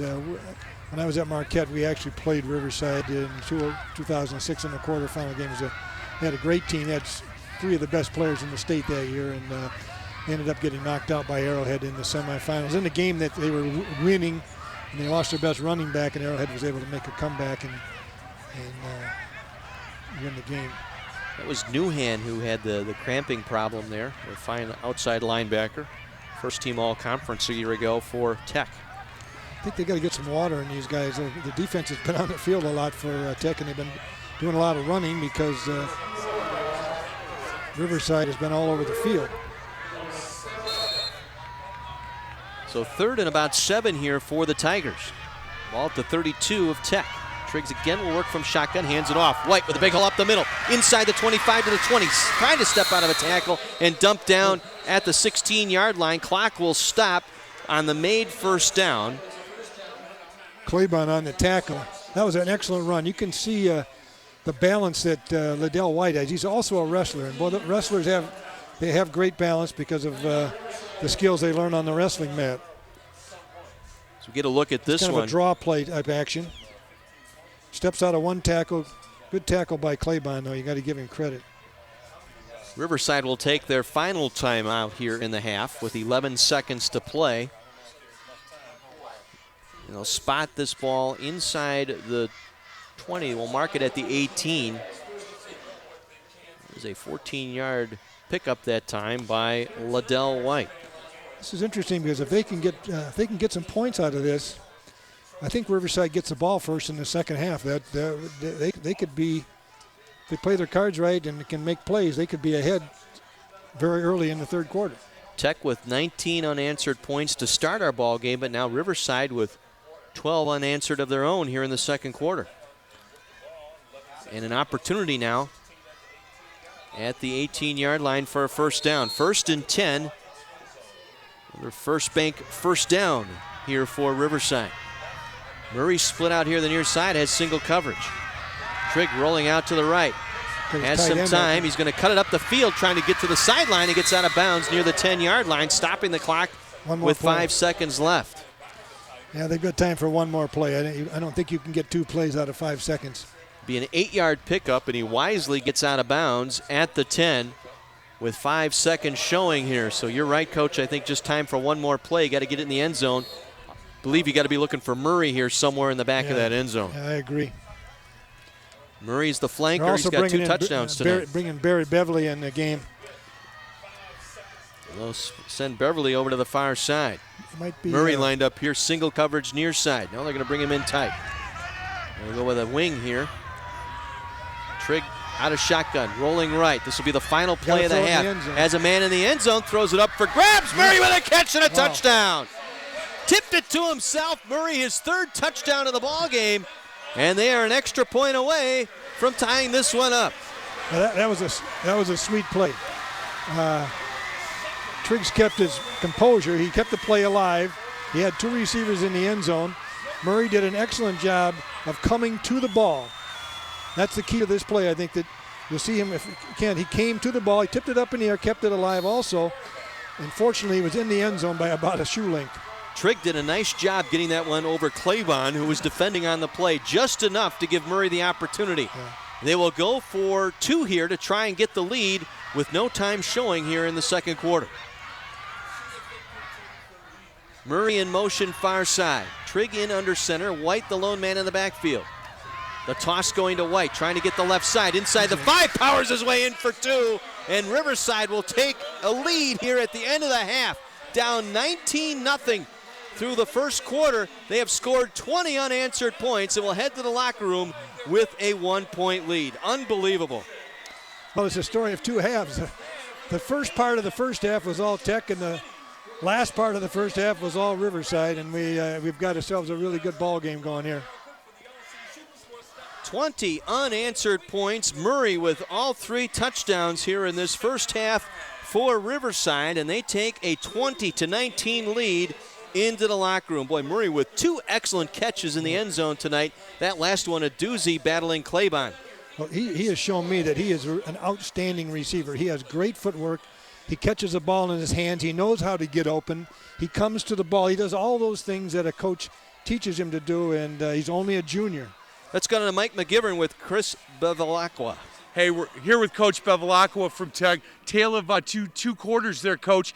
As you know, as a football coach, you coach for 4 quarters, so it's a 4-quarter game. You guys won the first one, second one you gave back. Exactly. I mean, we didn't execute what we should have the second quarter, and hopefully we have a couple adjustments at halftime and hopefully come back strong in the third and fourth quarters. No doubt. Real quick, Marquise Ellenson, he's done for the game. He's okay, though? Yeah, he was knocked out for about 20 seconds, and then they said he's done for the game. A big loss for you guys. Yes, he was our kick returners, our safety, and one of our good receivers. You bet, Coach. Good luck the second half. Thanks a lot. Let's get back up to the booth to John Weiser and Dick Basham. Thank you, Mike McGivern. Nice job grabbing the Bradley Tech coach, Craig Bevilacqua. Eric Murray with 3 touchdowns here in this first half as the Tigers come back to take a 2-point lead at the half. 21-19, Riverside over Tech. We'll step out and take a break. This is the All-State Thursday Night Lights on My 24. An exciting ball game here through one half, a tale of 2 quarters between these 2 teams. The Trojans jumping out to a 19-0 lead, but the Tigers coming back, a late touchdown on the reception by Murray with no time remaining in the second quarter, and the 2-point conversion by White, and the Tigers have taken their first lead of the night, 20-19. Coach, what's going on in the locker rooms here at the half? Well, I think Tech is a little confused, and I think Riverside's feeling really good.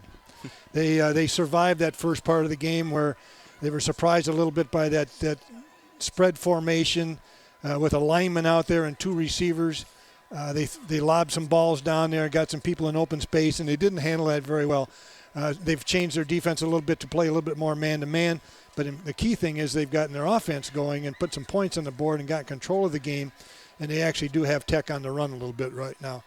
Triggs, the quarterback, 8 for 15, 86 yards coming into the game here tonight. Had yet to throw a touchdown pass. He's thrown 2 here in this first half. Yeah, he's shown the athletic ability that he has to keep the play alive, to take the play and turn it into something that maybe it wasn't intended, but he's been able to turn them into things that are very good. So we have some highlights coming up here, it looks like, so we'll see what we have.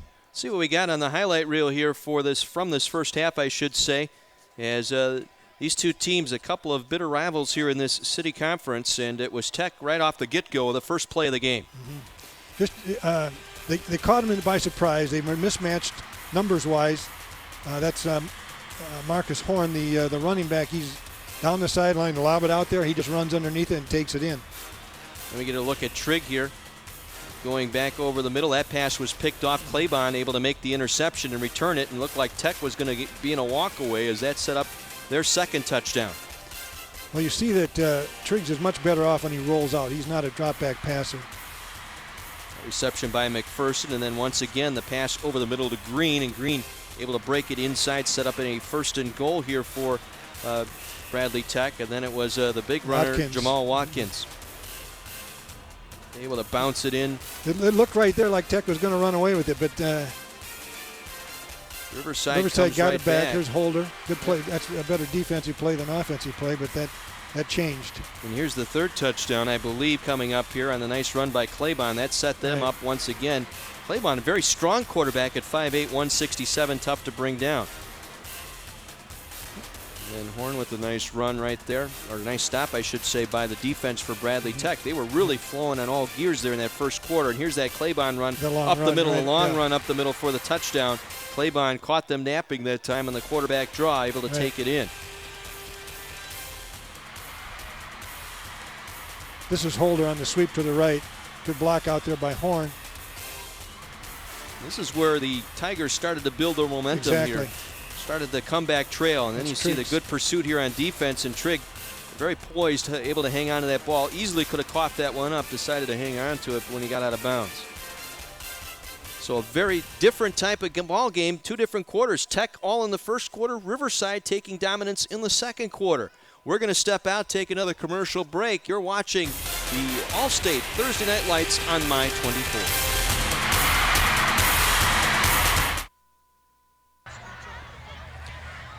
One-point ball game. Tigers on top of the Trojans here through one half at South Stadium. Right now, we'd like to highlight a couple of very special student athletes. The Boucher Automotive Group proud to bring you tonight's presentation of our Scholar Athletes of the Week.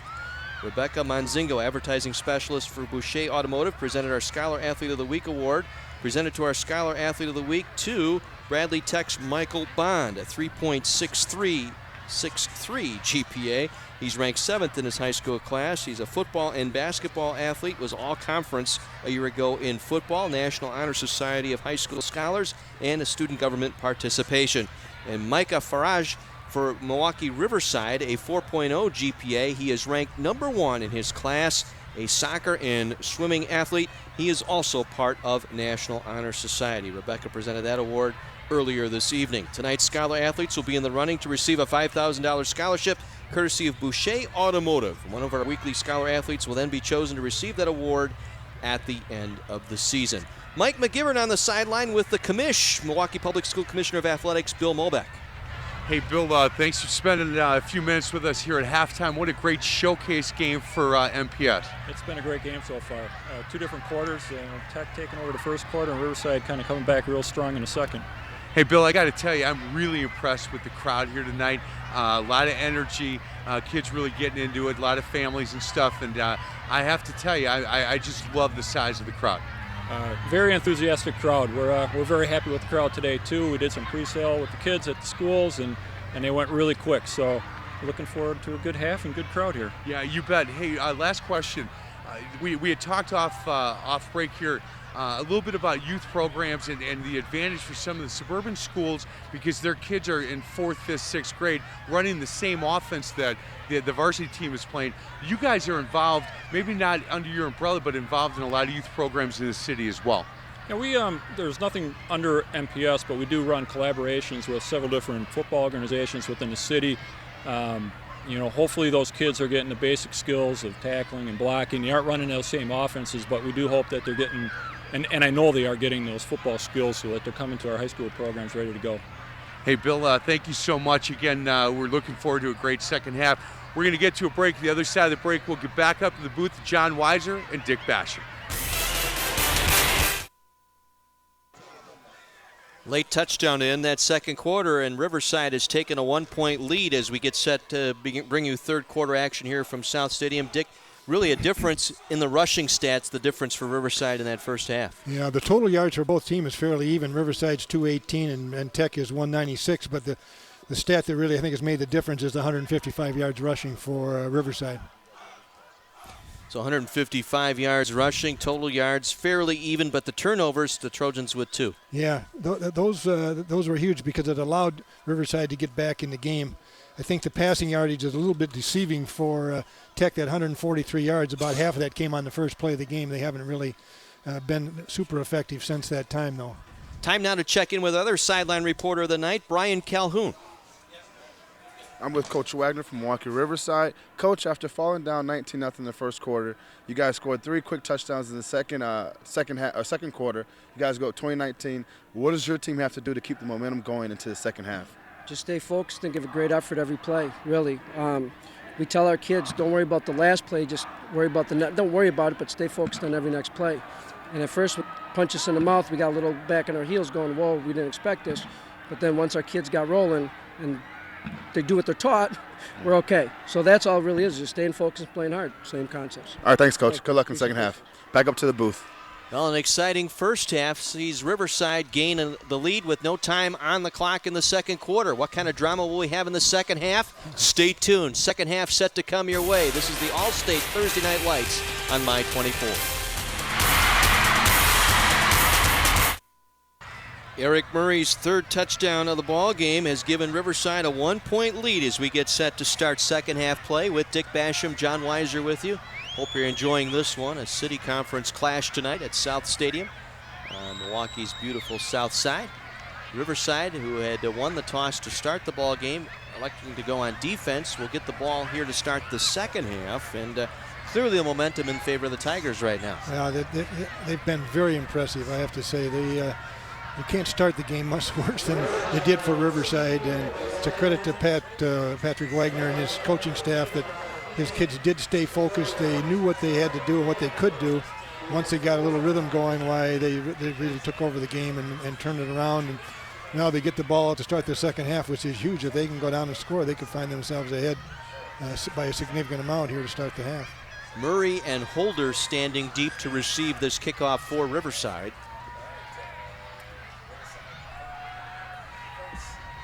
Again, the big stat that jumps out, Riverside with 155 yards on the ground to 53 for Tech through one half of play. Third quarter underway. It'll be a short kickoff, dropped by the up man, Beverly, and tries to get it back upfield, sprints out of a tackle at the 20, circles back, has some running room across the 30, 35, and finally brought down just shy of the 40-yard line. Boy, did Beverly keep his feet moving there for the, or I should say Nick Mike, I'm sorry, with the nice move and able to spin his way forward. Looked like he was going to get caught back near his own 20, but able to swing it out across the 35 near the 40-yard line as we start our second half. Shamari Triggs at quarterback. Triggs 6 of 7, 63 yards, 2 touchdown passes to Murray in that first half. And Murray will line up in a slot here to the near side. Backfield of Holder and White. And Holder gets the call. Following White, big hole over the right side across the 40 and finally brought down at the 44-yard line. A strong run by Richard Holder, the senior, following his fullback White.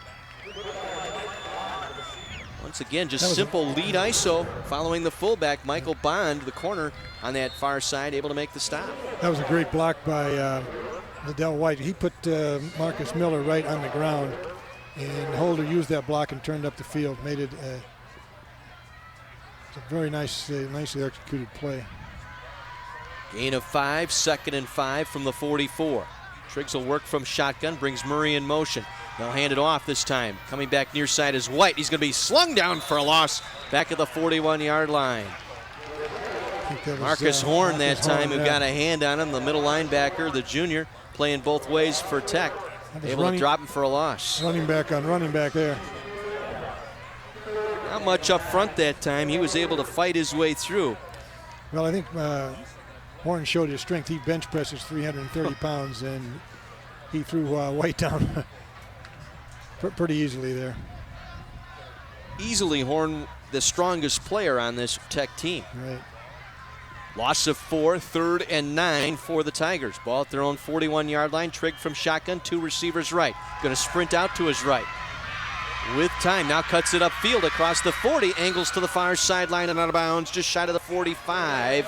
Well short of a first down, so the Tech defense, now wait a minute, penalty marker thrown late as they unpile on that far sideline. Well, I don't know, it's got to be something unsportsmanlike conduct or something over there. I didn't see anything happen. We might have taunting maybe after the play. That could have been. Personal foul, against Tech. It'll be an automatic first down for Riverside. Yeah. Got to keep their composure. This game's a long way from over. You can't give anybody any breaks. Once again, a First Bank Financial Center first down, our first down sponsor this season. First Financial Banking Center, discover the community bank difference. It might have been on Newhan, the way he was acting after the play. I think he may have been the guilty party. 15 more after the play puts the ball at the Trojan 40-yard line. Huge break here for Riverside to start the second half. Yeah, it went from 4th and 4 to 1st and 10.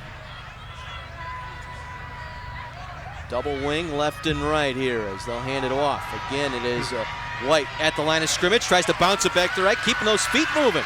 And he'll be brought down in the backfield. No, still on his feet. All the way back near midfield before he's finally brought down for a huge loss. The Tech defense able to close. That's a 15-yard loss all the way back to Riverside territory. Now that nullifies that 15-yard penalty. I think at some point you have to realize you're not going to get outside and got to take it north and south. And he was trying to make a play, I know that. Broke one tackle, 2, 3, Right. 4. Got out of that one. Now a 5th tackler coming up. Finally brings him down. A lot of poor tackling there too. A lot of shirt grabbing and swinging, do-si-do type tackling. That won't get it done. It's too good Loss a back. of about 12 sets up 2nd and 22. I formation. Trigg, play action with time. Now sprints out to his right. Has a man out there. Bobbled by Murray. Did he bring it in? They're going to rule it a catch, I believe. He did. Nope. No, And it's going to go incomplete. Late signal by the back judge there coming in, saying it was an incomplete pass. But again, looking for Murray. 3 touchdowns on the night for the junior Murray. I think that's one that got into his body and he couldn't gain control of it. But 9 out of 10 times he's going to make that catch. He made a catch like that earlier in the first half, a little sliding catch Right. on one knee. That time unable to come up with it. Nice defensive play out there by Dewan Jones. So 3rd and 22. Ball just short of midfield. Again, Trigg will work under center. They'll go with a wing right and a wing left. Single back in the backfield. Movement up front and broke the neutral zone. Tech has widened their outside linebackers out a little bit, trying to contain the quarterback. That could be exploited a little by running up inside possibly. We'll see if Riverside sees it that way. 5-yard walk-off sets up a 3rd and 17 now for Riverside. A lot of room over here on the left side. They're on the right hash mark. Got 2/3 of the field on the left. I think might be a good place to work. 5 penalties now for Bradley Tech for 55 yards. 3rd and 17. And again, Trigg calling out the play, going to change it up at the line of scrimmage. They'll hand it off. This is White trying to go up the middle. Lowers the head to the 40, down to about the 39-yard line, well short of a first down. Allstate asks you to support their X the Text program. Allstate and My24 urge students and their families to stop texting and driving by pledging to X the Text. Students can sign a pledge at the Allstate booth at all of our Thursday Night Light games, or they can go online to allstate.com/teen and get more information. Well, that was a well-executed play. It just wasn't a play that's going to get you a first down in that situation. 4th down, they're going for it. 4th and 9. That surprises me a little bit. Try the inside toss, this time to White, read well, I should say, by the Trojan defense. And thrown down for a loss there. It'll be a turnover on downs as Tech will get the ball here near their own 40-yard line with just over 8 minutes to go here in this 3rd quarter, trying to get some momentum here that they have lost since early in the 2nd quarter. Well, Edwin Nguyen made the stop in that play. I'm a little surprised they didn't punt and try to get some field position. This Tech team has got a lot of firepower, and I would want them as far from the goal line as I could get them. Horn, the single man in the backfield. Slot left and a slot right here. Now they'll bring the slot man from the left side in motion. That's illegal procedure. They're going to give it to Horn. Horn working the left side, moving the pile forward out near the 45-yard line before he is finally stacked up there. On the defense, Jerome West, the nose guard, in there, dragging the pile down. The junior, 6'1", 270 pounds up the middle that time, but not before a 5-yard pickup. Well, I thought there might have been illegal procedure in that play because we had a man in motion and then the tailback got set. That's 2 guys moving, but official didn't see it that way. 2nd and 5 from the 45. John Claiborne Take the slot man in motion again to the near side. The give to Horn, working left. He's met immediately and dropped for no gain. Nice read by the Tiger defense that time. There were 4 white shirts there on the runner that time. That was Jamal Watkins. I think Montanez was in on that too. That's right at him. So that's two big bodies you got to move. That's 520 pounds of defensive lineman. Let's head it down to Mike McGivern on the sideline. Trooper Robert Simpson. Robert, first of all, thanks for coming. Thank you. Yeah, tell me, your focus right now as a state trooper, you're talking to high school kids. What's your focus? Well, it's about texting and driving. What happens when people engage in the texting and driving, it's going to give them a delayed reaction time. So if they're driving behind a vehicle and they look down the text and that vehicle stops and applies their brakes, their reaction time is delayed, and by the time they know what to do, they've already crashed into a vehicle. You bet. Thank you so much. I appreciate it. We'll be talking to different games as well. Back up to the booth.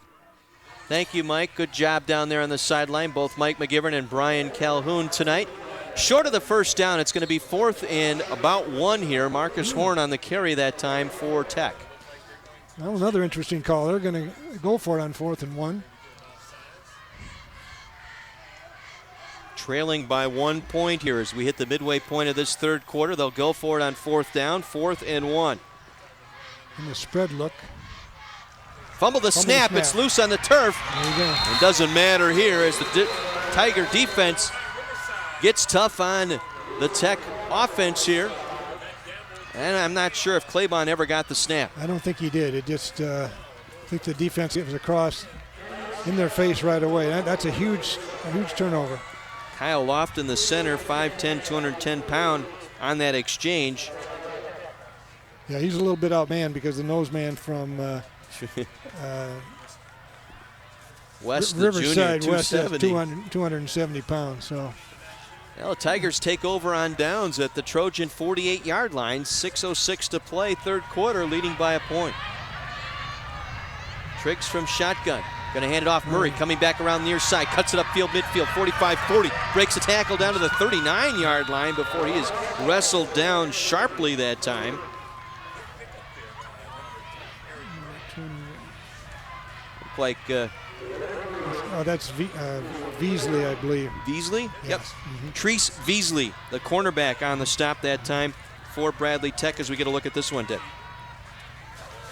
It's a sweep play again. Turns up the field. But Beasley comes out of nowhere and makes the play. It's for substantial gain, though. Gain of 8, 2nd and 2 from the Tech 40-yard line.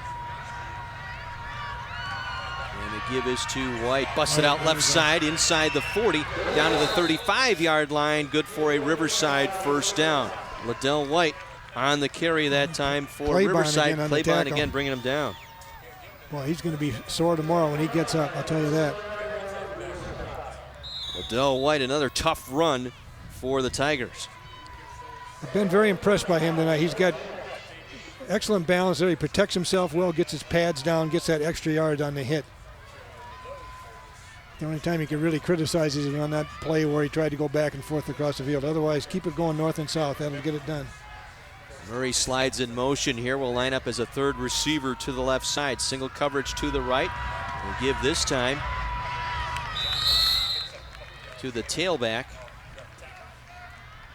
And again, it's Slack that made the stop defensively for the Tech Trojans. Well, he's got it all. A loving wife, good friends, and a successful career. What could possibly go wrong for Larry David? Well, you can find out on Curb Your Enthusiasm, weeknights at 11:30, starting Monday, right here on My 24.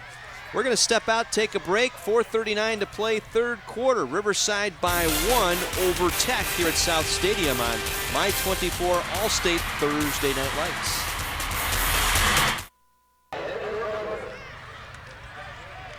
Tigers by 1 as we approach the midway point here this third quarter. Get a good look at the Tiger offensive side of the ball here as they try and figure this one out. They face a 2nd and 8 from the Trojan 33 after taking over and downs at the middle part of the field here. Well, this is 3-down territory now, so they do have 3 downs to get that 8 yards, which is very doable. Riverside has had the most success when they go right straight at them. Tech is playing with 2 down linemen and and the 9 standing up, and the Riverside linemen have been able to get into those people and not necessarily move them, but at least turn them so you can create a seam for the back to get up in there. Now let's see what's in store here as Trigg will work from shotgun, has Liddell White to his right, 2 receivers to the right side. Triggs going to cut it upfield, but not before he's met at the line of scrimmage and driven down. Nice job by the defensive end over there on the near side. Marcus Miller stood his ground nicely, able to seal off the outside, contain Triggs for no gain. Actually a loss, actually back to the 39-yard line. Well, as I said earlier, Tech has moved those ends out, so Triggs is not going to have as easy a time getting outside. He may have to turn up inside. He may have to just sprint out and throw and stop and throw rather than trying to get all the way to the outside. And Trigg comes up a bit lame here as he's going to have to head over to the sideline. So Triggs favoring a leg as he gets to the near sideline. May have cramped up. We'll see.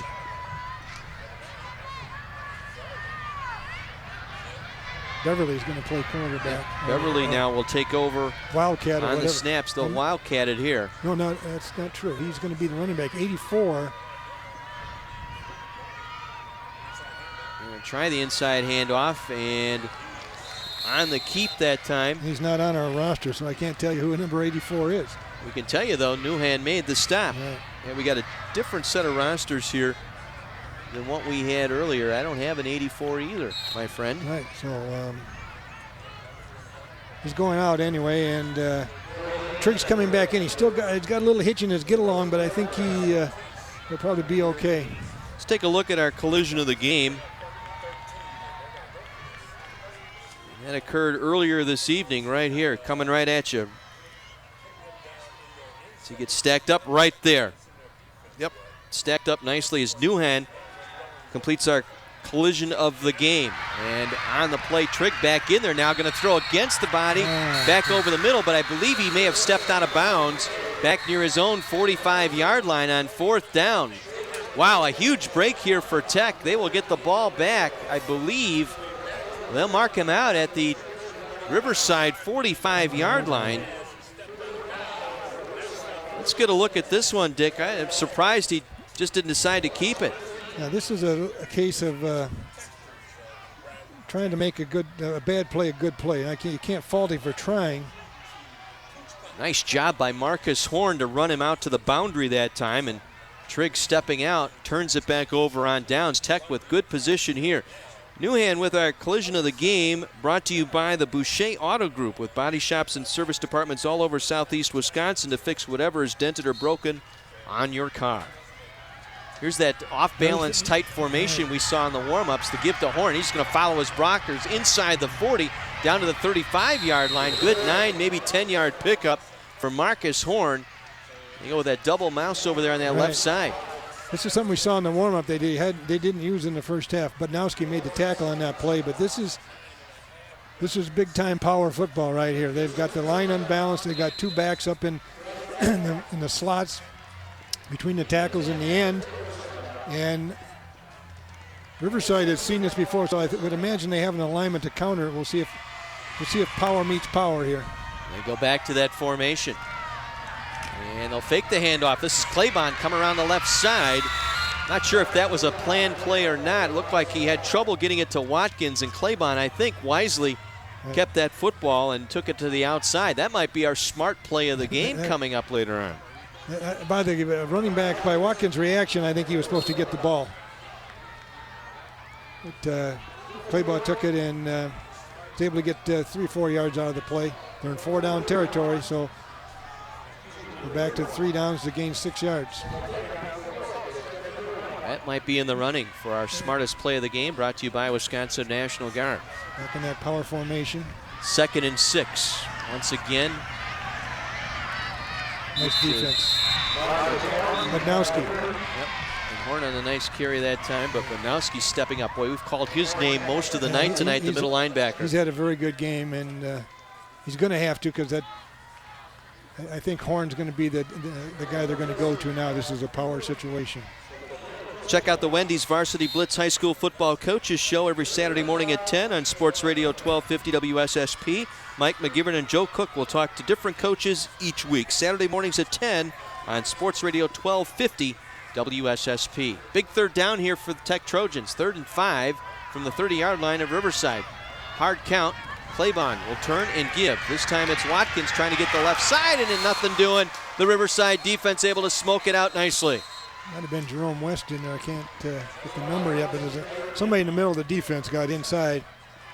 We've got players down for both teams. We've got players without a helmet. We've got 2 players down for Looks Riverside. like a war zone out there. Let's get a look at this one. Claiborne giving it to Watkins. Number 52 is in there.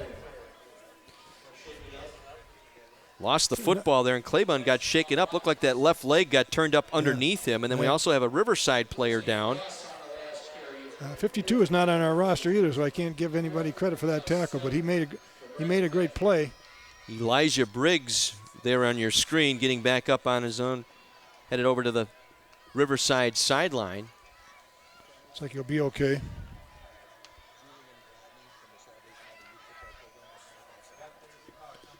Well, while we have a moment, Mike McGivern back on the sideline was someone interesting to meet. Thanks, guys. I'm here with Julian Gladney from the Salvation Army Youth Football League. Julian, tell us a little bit about Salvation Army.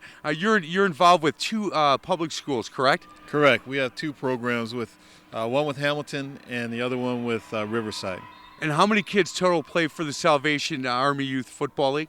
Well, right now we have about 60 for Hamilton, and we're working at 30 for Riverside, so we're still expanding. You know, we talked real quick. That's something that you're looking to expand, and I certainly think that would be a good thing for the city. Keep up the good work, Salvation Army. All right, thank you. Thanks. Back up to the booth. Unbalanced left, the run away from it. Claiborne tries to cut it back up the middle on 4th down. Nothing doing. Tigers will take over on downs. So the defense coming up big for both teams here late in this 3rd quarter. This time it's Riverside coming up with a big play. Jeremy Reyes with the stop. Yeah, I have to give Riverside credit. They flinched a little bit on the first couple of downs with that power formation, but they had an answer for it. They just packed it in like goal line defense, and they were able to stuff it. A first down here for Riverside late in the 3rd quarter, leading by 1. Triggs back in there. He was injured earlier. Now getting everybody lined up properly as they bring Holder from wide receiver. Nope, they're going to take him out of the backfield, line him up as a slot right. Low man in the backfield is Liddell White. And Triggs on the run to the right side. Has some running room across the 35 out near the 37-yard line, and that's going to run out our clock here in this 3rd quarter. Remains a 1-point ball game. Riverside on top of Bradley Tech as we head to the 4th quarter. This week's edition of the All-State Thursday Night Lights on My 24.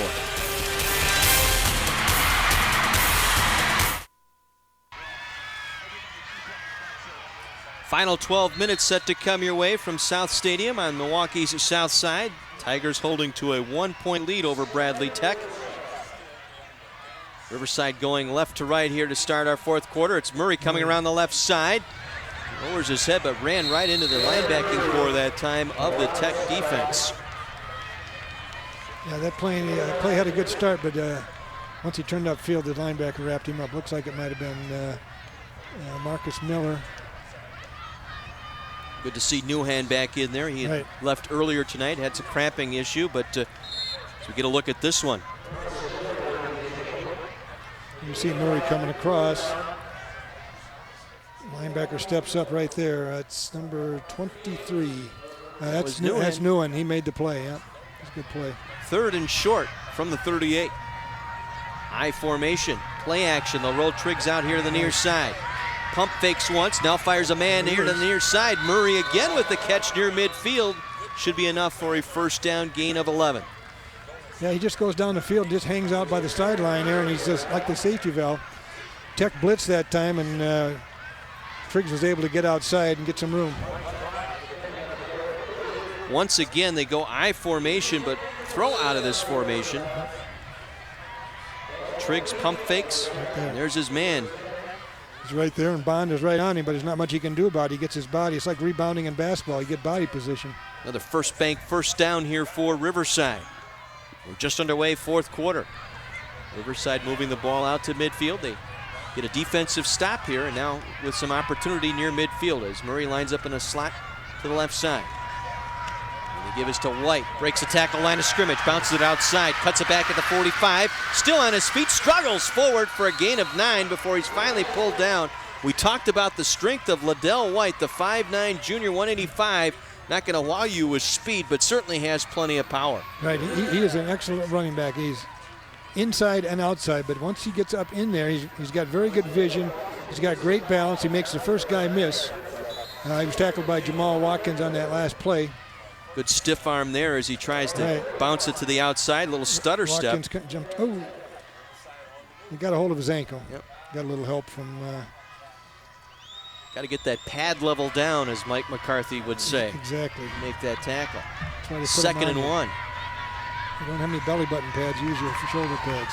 They'll go inside, cutting it back out. That time was the holder that lined up in a slot. Claybon able to step up and make the play, but another Riverside first bank first down. Yeah, nice. Holder's got some quickness. He's not a power back, but he's got some quickness. He can make a guy miss. It was a nice play again. It was a counter play to what they ran in the play before. You get the linebackers on the defense going the wrong way, you get one step, and that's all you need to create a crease. It's exactly what we thought these teams would do. Either team getting a lead going into the fourth quarter, going to try and run out the time here on the ground. Again, I formation with White and Holder in the backfield. This time White, the tailback, gets the call. Tried right side. No, check that. That is Holder. Holder coming around left side with some room. 25, spins his way down to the 20-yard line. 16-yard pickup for Holder after was shut down trying the right side, bounced it out left, gain of 16 and a first down. Well, the cutback by Holder was huge, but the block by Barry Beverly was an excellent block. He was lined up as a fullback. He came out and popped that defensive end, which allowed Holder to reverse his field. There you can see right there, bang. Reverse his field. He stepped out of Horn's tackle, and he's got some open space into the secondary first down. Huge. Clock is running. From the 19-yard line. We'll give it off. This is White, right side to the 15, and struggles forward down to the 11-yard line before he's finally brought down there. A couple of Tech players able to converge on Liddell White. Claybon is there. Claybon was one of them. Also Newhan, the outside linebacker here on the near side. But the crossing action in the backfield, I think, is freezing linebackers for Tech, and linemen are able to get on them, and now they're getting outside the edge and finding running room. Nice drive here for Riverside. This started after taking over on downs near their own 35-yard line. Been able to work this down the field, flip the field position with the 1-point lead. With White at the fullback, and now a late snap, and it caught everybody off guard, both defense and offensive line. I don't know if the center short snapped that one or not, but Devon Green able to make the play. And they're eyeing this one up as to whether or not Triggs picked up the first down, and he comes up lame once again.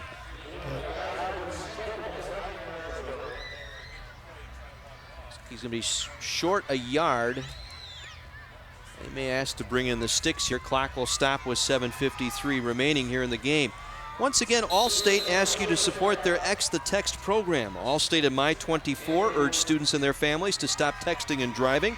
By pledging to X the Text, students can sign a pledge at the Allstate booth at all of our Thursday night light games, or they can go online to allstate.com/teen and get more information. Enough for a first bank first down here for Riverside as they continue this drive. Just inside the 10, first and goal, we'll call it. And this time again, Holder around the left side, cuts it back up the middle to the goal line. And he is gonna, let's see, no official sign yet. And they're gonna stop him short of the goal line inside the one. That was all on the senior, Richard Holder. Well, Riverside has brought Chris Cummings in at quarterback. Now I see Triggs is coming back in. But it was just a little wing T sweep pulling guard. Actually, the pulling guard ran into the quarterback. Unfortunately, he didn't fumble it, but was able to make the handoff. And it was a nice run by Holder, that's for sure. 2nd and goal, just inside the 1. Tight splits across the line as Trigg works under center. He'll keep it into the end zone. Touchdown, Riverside. All the ball has to do is break the plane. Even if they push him back out, once it breaks the plane, it's a touchdown. That was a nice Shamari drive. Triggs, the junior quarterback. Got past Marlon Cotton there just to get into the end zone. Now, decision time. Do you go for 2? Do you kick for 1? What do we have? You're up by 7 right now. I think I'd kick it at least be up by 8. But they don't have that consistent kicker. They will go so they're for deciding to go for 2. They're going to try to get up by 9 to put them up by 2 scores. White, the lone man in the backfield. Holder in motion. They give the Holder coming around near side. Cuts it to the middle, and he's going to be stopped short. That might be a huge play. We'll have to keep an eye on that. That was Marcus Horn. Marcus Horn got a hold of Holder that time. It was lined up in a slot to the left, took that direct handoff. That was pure strength by Marcus Horn, I'll guarantee you that. He just grabbed him and held on to him. Didn't actually tackle him. Right there. Got some help out there also by Marcus Miller. Both of them, they double teamed it. It was a nice job. Nifty 10-play, 68-yard drive, killing 5.5 minutes here for Riverside, and they lead it 26-19 with just over 6.5 to go here in this ball game. Yeah, that was huge. They're up by 7, so it's a one-score situation for Tech. They just got to find a way to get in the end zone. And then the big decision would be: do you go for 2 or to win, or 1 to tie? Again, based on their kicker, I think I would probably go for 2. Ellison not in there, was knocked out of the ball game back in the 2nd quarter. This one will bounce. Confusion. That's what we figured would happen, and finally it's picked up by Smith. Travis Smith tries to circle around right side, cuts it back inside the 5, going to be swarmed at the 4, but there is a penalty marker down near the 18-yard line. Well, that's a case again of a player trying to make a bad play a great play, and sometimes you can do that. There's a lot of great athletes on this field, but sometimes you have to use your best judgment and just take what you can get and go to the next play. Well, we said Marquand Ellison out with that head injury he sustained in the 2nd quarter, so the new man back there was Travis Smith, and it's a clipping call here against the Trojans. Half the distance to the goal. Where they spot the flag from the 13. You're right, Coach, half the distance, and now the Trojans backed up near their own goal line here. Well, if they can drive this down and score, they probably deserve to win, because this will be a great drive. We'll see if they come out in that spread and maybe heave it out there. Riverside with 26 unanswered points has taken the lead now by 7. Double slot formation. And they'll pitch it back. This is Horn coming around the right side, and he is met in the backfield and dropped for a short gain that time. Elijah Briggs, the outside linebacker, sophomore, read that play beautifully. Yes, he did. We haven't called his name many times tonight, but that was a huge play. And probably just trailed him right across the line of scrimmage as he came in motion, and not going to be fooled that time. They lose a yard, 2nd and 11. Clock rolling under 6 minutes to play. Yeah, that was a dangerous play because he was actually running laterally in the end zone. You're taking a chance on the safety there. See if they throw a fade route here. You got one-on-one coverage on both corners. You got a free safety in the middle of the field. Give it to Horn again, coming around the near side across the 5. High steps his way across the 10. And it depends on where they mark him out. Beverly was out there, finally able to take him out of bounds. As we get a look at this one, the high hurdle for extra yardage. Right. I know he's a track man. I don't know if he's a hurdler or not, but he sure looked like he could be. Watch this. Whoop! Right over the top and out of bounds. All right, big play right here. 3rd and 2, long 1, whatever. I think if you hold him here, you almost force him to punt. They can't really take a chance here and give the ball up this deep. From the 11-yard line, 3rd and 2. Claybon under center. This time we'll hand it off to the fullback. Penalty marker down, thrown by the referee. This might be your 2 men in motion call here. Yep, illegal shift the call against the Trojans. Looked like the wingman and the fullback both moved at the same time at the snap of the football. Montanez made the play. That's a penalty I've noticed in some of the games I've watched this year, that with these spread formations, you got people adjusting and they're not totally set, and the rule says that everybody as a team has to be set for 1 second. So I think that's being infringed on a little bit here, and this is the case in this call right here. So it's going to be taken back to 3rd and 6. So illegal shift the call, moves the football just outside the 5-yard line. They need about 7 here for the first down. They got to get it out across the 12-yard line. Double slot. They'll throw it out here, single coverage, man out there, that's penalty marker down. Yeah. That's going to be interference on the defender. Beverly here on the near side got tangled up with Green. Well, he was actually in good position, but he has to turn and play the ball. If he's not playing the ball, then he's interfering with the receiver. That's an automatic first down. Devon Green, the intended receivers, he and Beverly. You could get a look at it right here. Yeah, he actually got his hand on him and pushed him. He was trying to get turned around, but didn't quite make it. And that's actually a good call by Tech, because you're taking a chance there. You get a catch, maybe you get an interference penalty, but they got themselves out of a big hole. Moves the ball out to the 21-yard line here for the first down. Another first bank first down here for Bradley Tech. Horn from the left side going right, met in the backfield and dropped. Boy, immediately read there by Dominique Starks. The senior outside linebacker was right there, got into pursuit. And that was a great play. He was being blocked, and he got off that block and made that play. Starks, a senior, one of those players that has really stepped up his game in the offseason. 6'2", 185 for the Tigers. I talked to Coach Wagner this week, and he thought he's one of his most improved players, and he really showed it there. 2nd, and we'll call it 9. Claiborne looking to throw here near side, looking for Green again. Penalty marker down, and once again hand-to-hand combat between Green and Beverly. Beverly having a tough time keeping up with Devin Green. Well, again, he was in good position, and he put his hands out and pushed. He didn't have to do that. He had the play covered. And I think, he's losing his confidence a little bit. And Tech's going to keep going back to the well, I'm sure. So we watch it here. It's just throwing the simple fade route, and Beverly is right there. Just right there, just a hand in the chest that time all the way. So 15 yards from the line of scrimmage on the interference call. It'll be another first down for Bradley Tech here. Under 5 minutes to play, trailing by 7. Handoff up the middle this time. They try it. Bednowski on the tackle.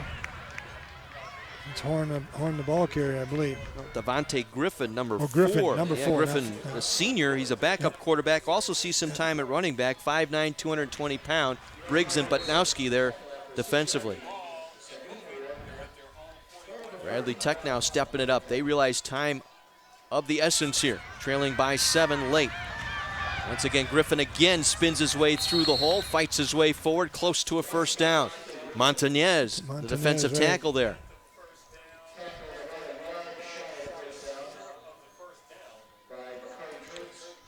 So 3rd and short facing Tech here, while we remind you not to miss the sneak peek week this fall on CW18. Julia Louis-Dreyfus stars in the award-winning comedy The New Adventures of Old Christine, and for a full week, be sure to catch a sneak peek of the hit show at 11 a.m. It all starts September 13th on CW18. 3rd and short, met in the backfield and driven back for a loss. Once again, they go to Griffin, and Montañez able to spell the defense here for Riverside, and forcing a critical 4th down call here for Bradley Tech. Montañez and Gary Gray. 6'3", 250 pounds, and they went to the well once too often with Griffin there. We called Gray's name several times in the first half. This is the first time I can recall calling his name in the second half, but that was a huge play. 4th and 3. This may be the ball game, and Bradley Tech will take a timeout. 3:06 to play. Tech down 7, facing a critical 4th and 3 from their own 42-yard line. We'll be back with more right after this. This is Allstate Thursday night. Our Real Fan Cam tonight, presented to you every week by Wendy's. Wendy's, you know when it's real. a critical 4th down, 4th and 3 from the 42. Tech will go for it here, down 7. Claybon, single man in the backfield. They try and swing it out, far side, it's incomplete. The Tiger defense able to hold here, and they will take over on downs, leading by 7 with 3:02 to play. They tried to run a little bit of a kind of a rocket screen, bubble screen, whatever you, combination of the two, and they had the receiver out there, but the throw was rushed a little bit and it wasn't right in his hands, and he couldn't handle it. So now Riverside gets the ball with great field position. They're not in 4-down territory yet, but if they get a first down, they will be. They just need to take care of the football and keep the clock running. Another first bank first down here for Riverside. Now they can just a first down away here from salting this one away. They'll give it to Murray on the sweep around the left side, gets across the line of scrimmage, struggles forward to about the 40. Nothing fancy about that, just an old wing T sweep. They didn't even pull any guards. They're just blocking everybody and trying to find a crack and keep the ball in bounds. Make the clock run, make Tech use their timeouts. I think Tech may have 2 left, but it's hard to, it's either 2 or 1. I know they've used at least 1. Yeah, right? they'll need to stop Riverside here. Right. If they can stop them short of the stick, they will burn their second timeout. Yeah, they've got to use 2 timeouts and then hope that they end up with a 4th down situation where they make them give the ball back to them. Triggs gets them set. Murray now lines up in the backfield. And we'll give it to White over across, or I should say that, yeah, it is White inside the 30, first down and more, fights his way inside the 15, down to the 12. When in doubt, Liddell White, the man. Well, that was a great call by the offensive coordinator for Riverside, who is Sean Barron. And the tackle was made by DeJuan Jones, but there was a little trap play, a counter off of that sweep that they had just run to Murray, and he popped it into the secondary and had plenty of running room.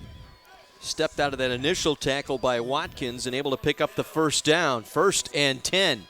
Under 2 minutes to play. Riverside leading by 7, looking to put this one out of reach.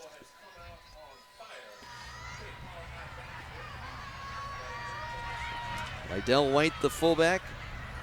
Holder, the tailback. They give it to Holder. Holder following his fullback. Gets it inside the 10. Moving the pile forward just short of the 5-yard line. Straight power football over the left side. Let's give those linemen some credit. That centers, Jabari Thompson, Matt Reed is the left guard, and Kenneth Wentz is that left tackle. Right guard is James Burrows, or the right tackle is James Burrows, and the right guard is Ron Ratcliffe, whose name we've called earlier tonight. And Brandon Richmond is the tight end. Right now they're in control of the game. Trojans with their second timeout here of the quarter. They have 1 remaining. Desperately needing a stop here to have any chance of getting into this one. Mike McGivern, what do you have? Hey, I'm standing here with Randy Hogan, who is Michael Bond's brother. Michael Bond's our Scholar Athlete of the Week from Bradley Tech. You got to be proud of your brother. I am. He's a good kid. He's always been the type of guy to get good grades and stay focused, stay out of trouble, dynamic on the field and in the classroom. So. And you made him this tough, didn't you? Yeah, I beat up on him a lot. Excellent. Thanks a lot. Let's get back to the booth. Well, Coach, here we are, second down for Riverside, and Bradley Tech with 1 timeout left. They've got to come up with a stop. Yeah, this is huge.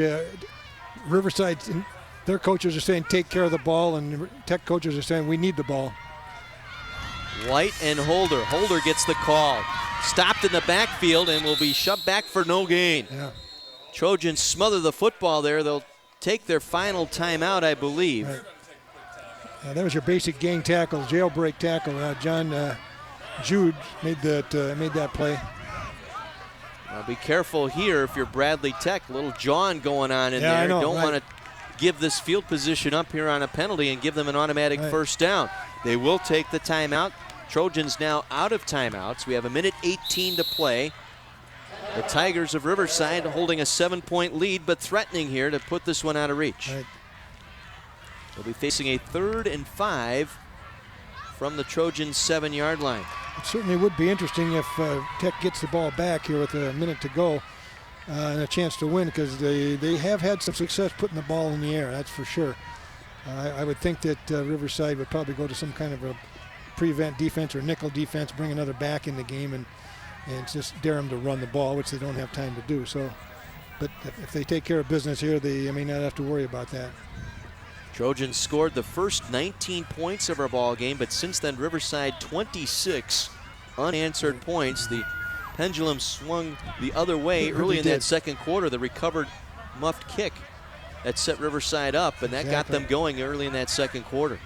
Yeah, it's been a very interesting football game. I was looking forward to this game. I thought it could be a really good game. Both teams have excellent players, great athletes, and they got to show their wares tonight.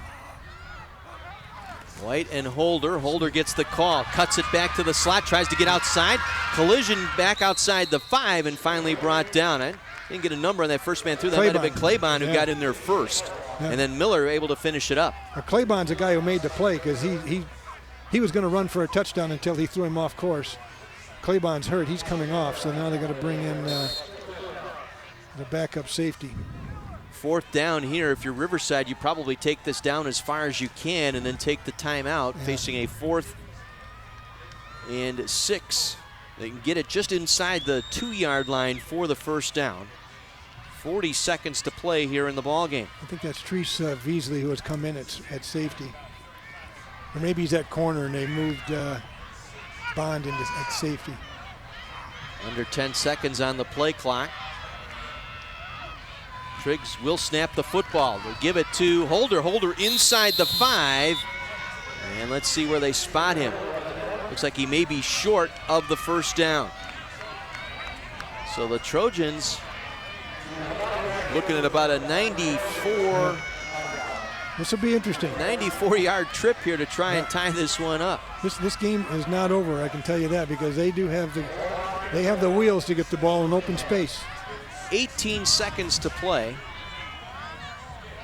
Again, on a made first down in high school, the clock will stop to reset the chain. So Trojans out of timeouts. That's the only way they can stop it, either that or an incomplete pass. You can give them 10 yards, you can give them 20 yards. You need some people to break down and make plays. They only have 3 guys deep. They're playing 2 deep safeties. They've been picking on Beverly here on the near side. Let's see if they go back to that. Claybon in under center.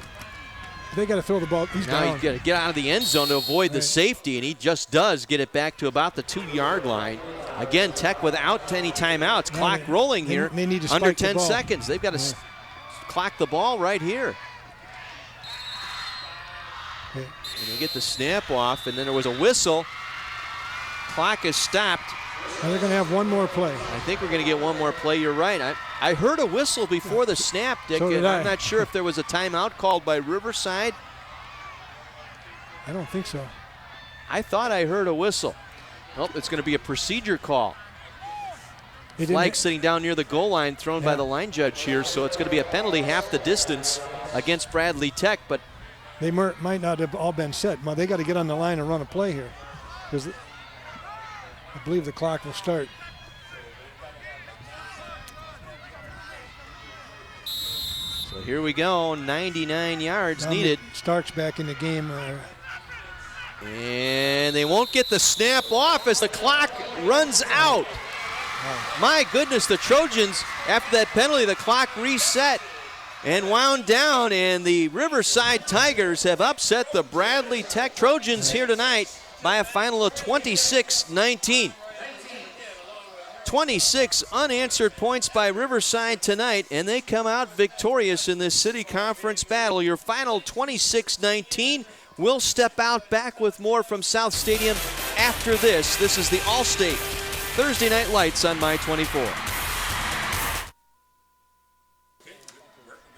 Riverside knocks off Bradley Tech tonight 26-19 to remain undefeated early in the season and take a jump in the city conference standings. Let's take a look at our Good Hands Play of the Game award tonight.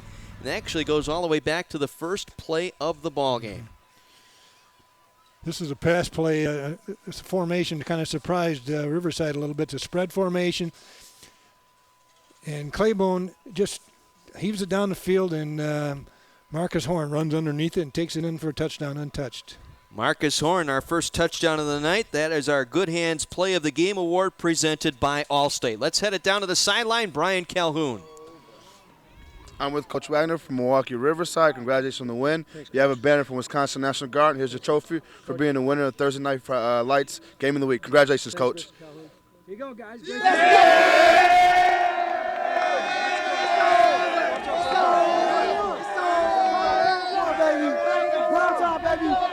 A happy bunch of Tigers tonight as they emerge victorious over Bradley Tech by a final of 26-19. Our drive of the game tonight, let's go right back to the touchdown that put them up by 7. Yeah, this was the last time they had the ball in a meaningful situation anyway. I think it was 5:33 and scored in 10 plays. 10-play pickup, 68 yards, 5.5 minutes. Our final numbers tonight, as you take a look at it, the rushing totals jump out at you. Well, the numbers don't lie. That's true. 245 yards rushing, 73 yards passing, enough to keep them honest. Tech is a little more balanced, 143 and 86, but they didn't get much the second half. You got to give Riverside credit. They did what they had to do after they got their legs underneath them and got their composure back from that shaky start. They got to give their coaches credit too. And that's a young football team. You got to remember, out of 22 starters, they only had 6 seniors, and so the future looks good for the Riverside Tigers. Tonight's drive of the game goes to Riverside, their final touchdown drive that put them up by 7, a 5.5-minute drive totaling 68 yards. The drive of the game brought to you by Zero in Wisconsin, a vision we can all live with. 26-19, your final. We'll take one more commercial break. Back with more from South Stadium after this.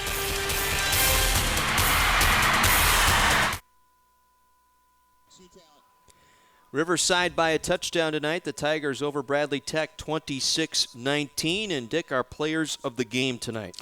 Well, for Tech, it's John Claybon, their quarterback, and he also played free safety almost the entire game tonight. He was 5 for 13 on passes there. You see him running for a touchdown towards the end of the second quarter on a quarterback keeper right up the middle of the field. He scored 2 touchdowns. He threw for a touchdown and scored a touchdown on a 34-yard run. He really made a difference tonight. Had he not made some tackles on defense, Riverside would have had a lot more points. And for the Tigers tonight? For the Tigers, it's Eric Murray, the wide receiver, number 3. He had 3 touchdowns tonight, 82 total yards, made some huge plays. He had an excellent catch at the end of the first half that actually put him ahead. Here you can see, I believe this is the catch at the end of the first half. He tips the ball up to himself and just barely in the end zone, but that's all it takes. And that actually put him ahead and to stay, and they did get a second half touchdown to salt it away. So Murray for Riverside and Claybon from Bradley Tech, our players of the game tonight, brought to you by Menards. Save big money at Menards. Next week we go out to Germantown. Whitefish Bay taking on Germantown, 7 o'clock from Datka Stadium. That ought to be a good one.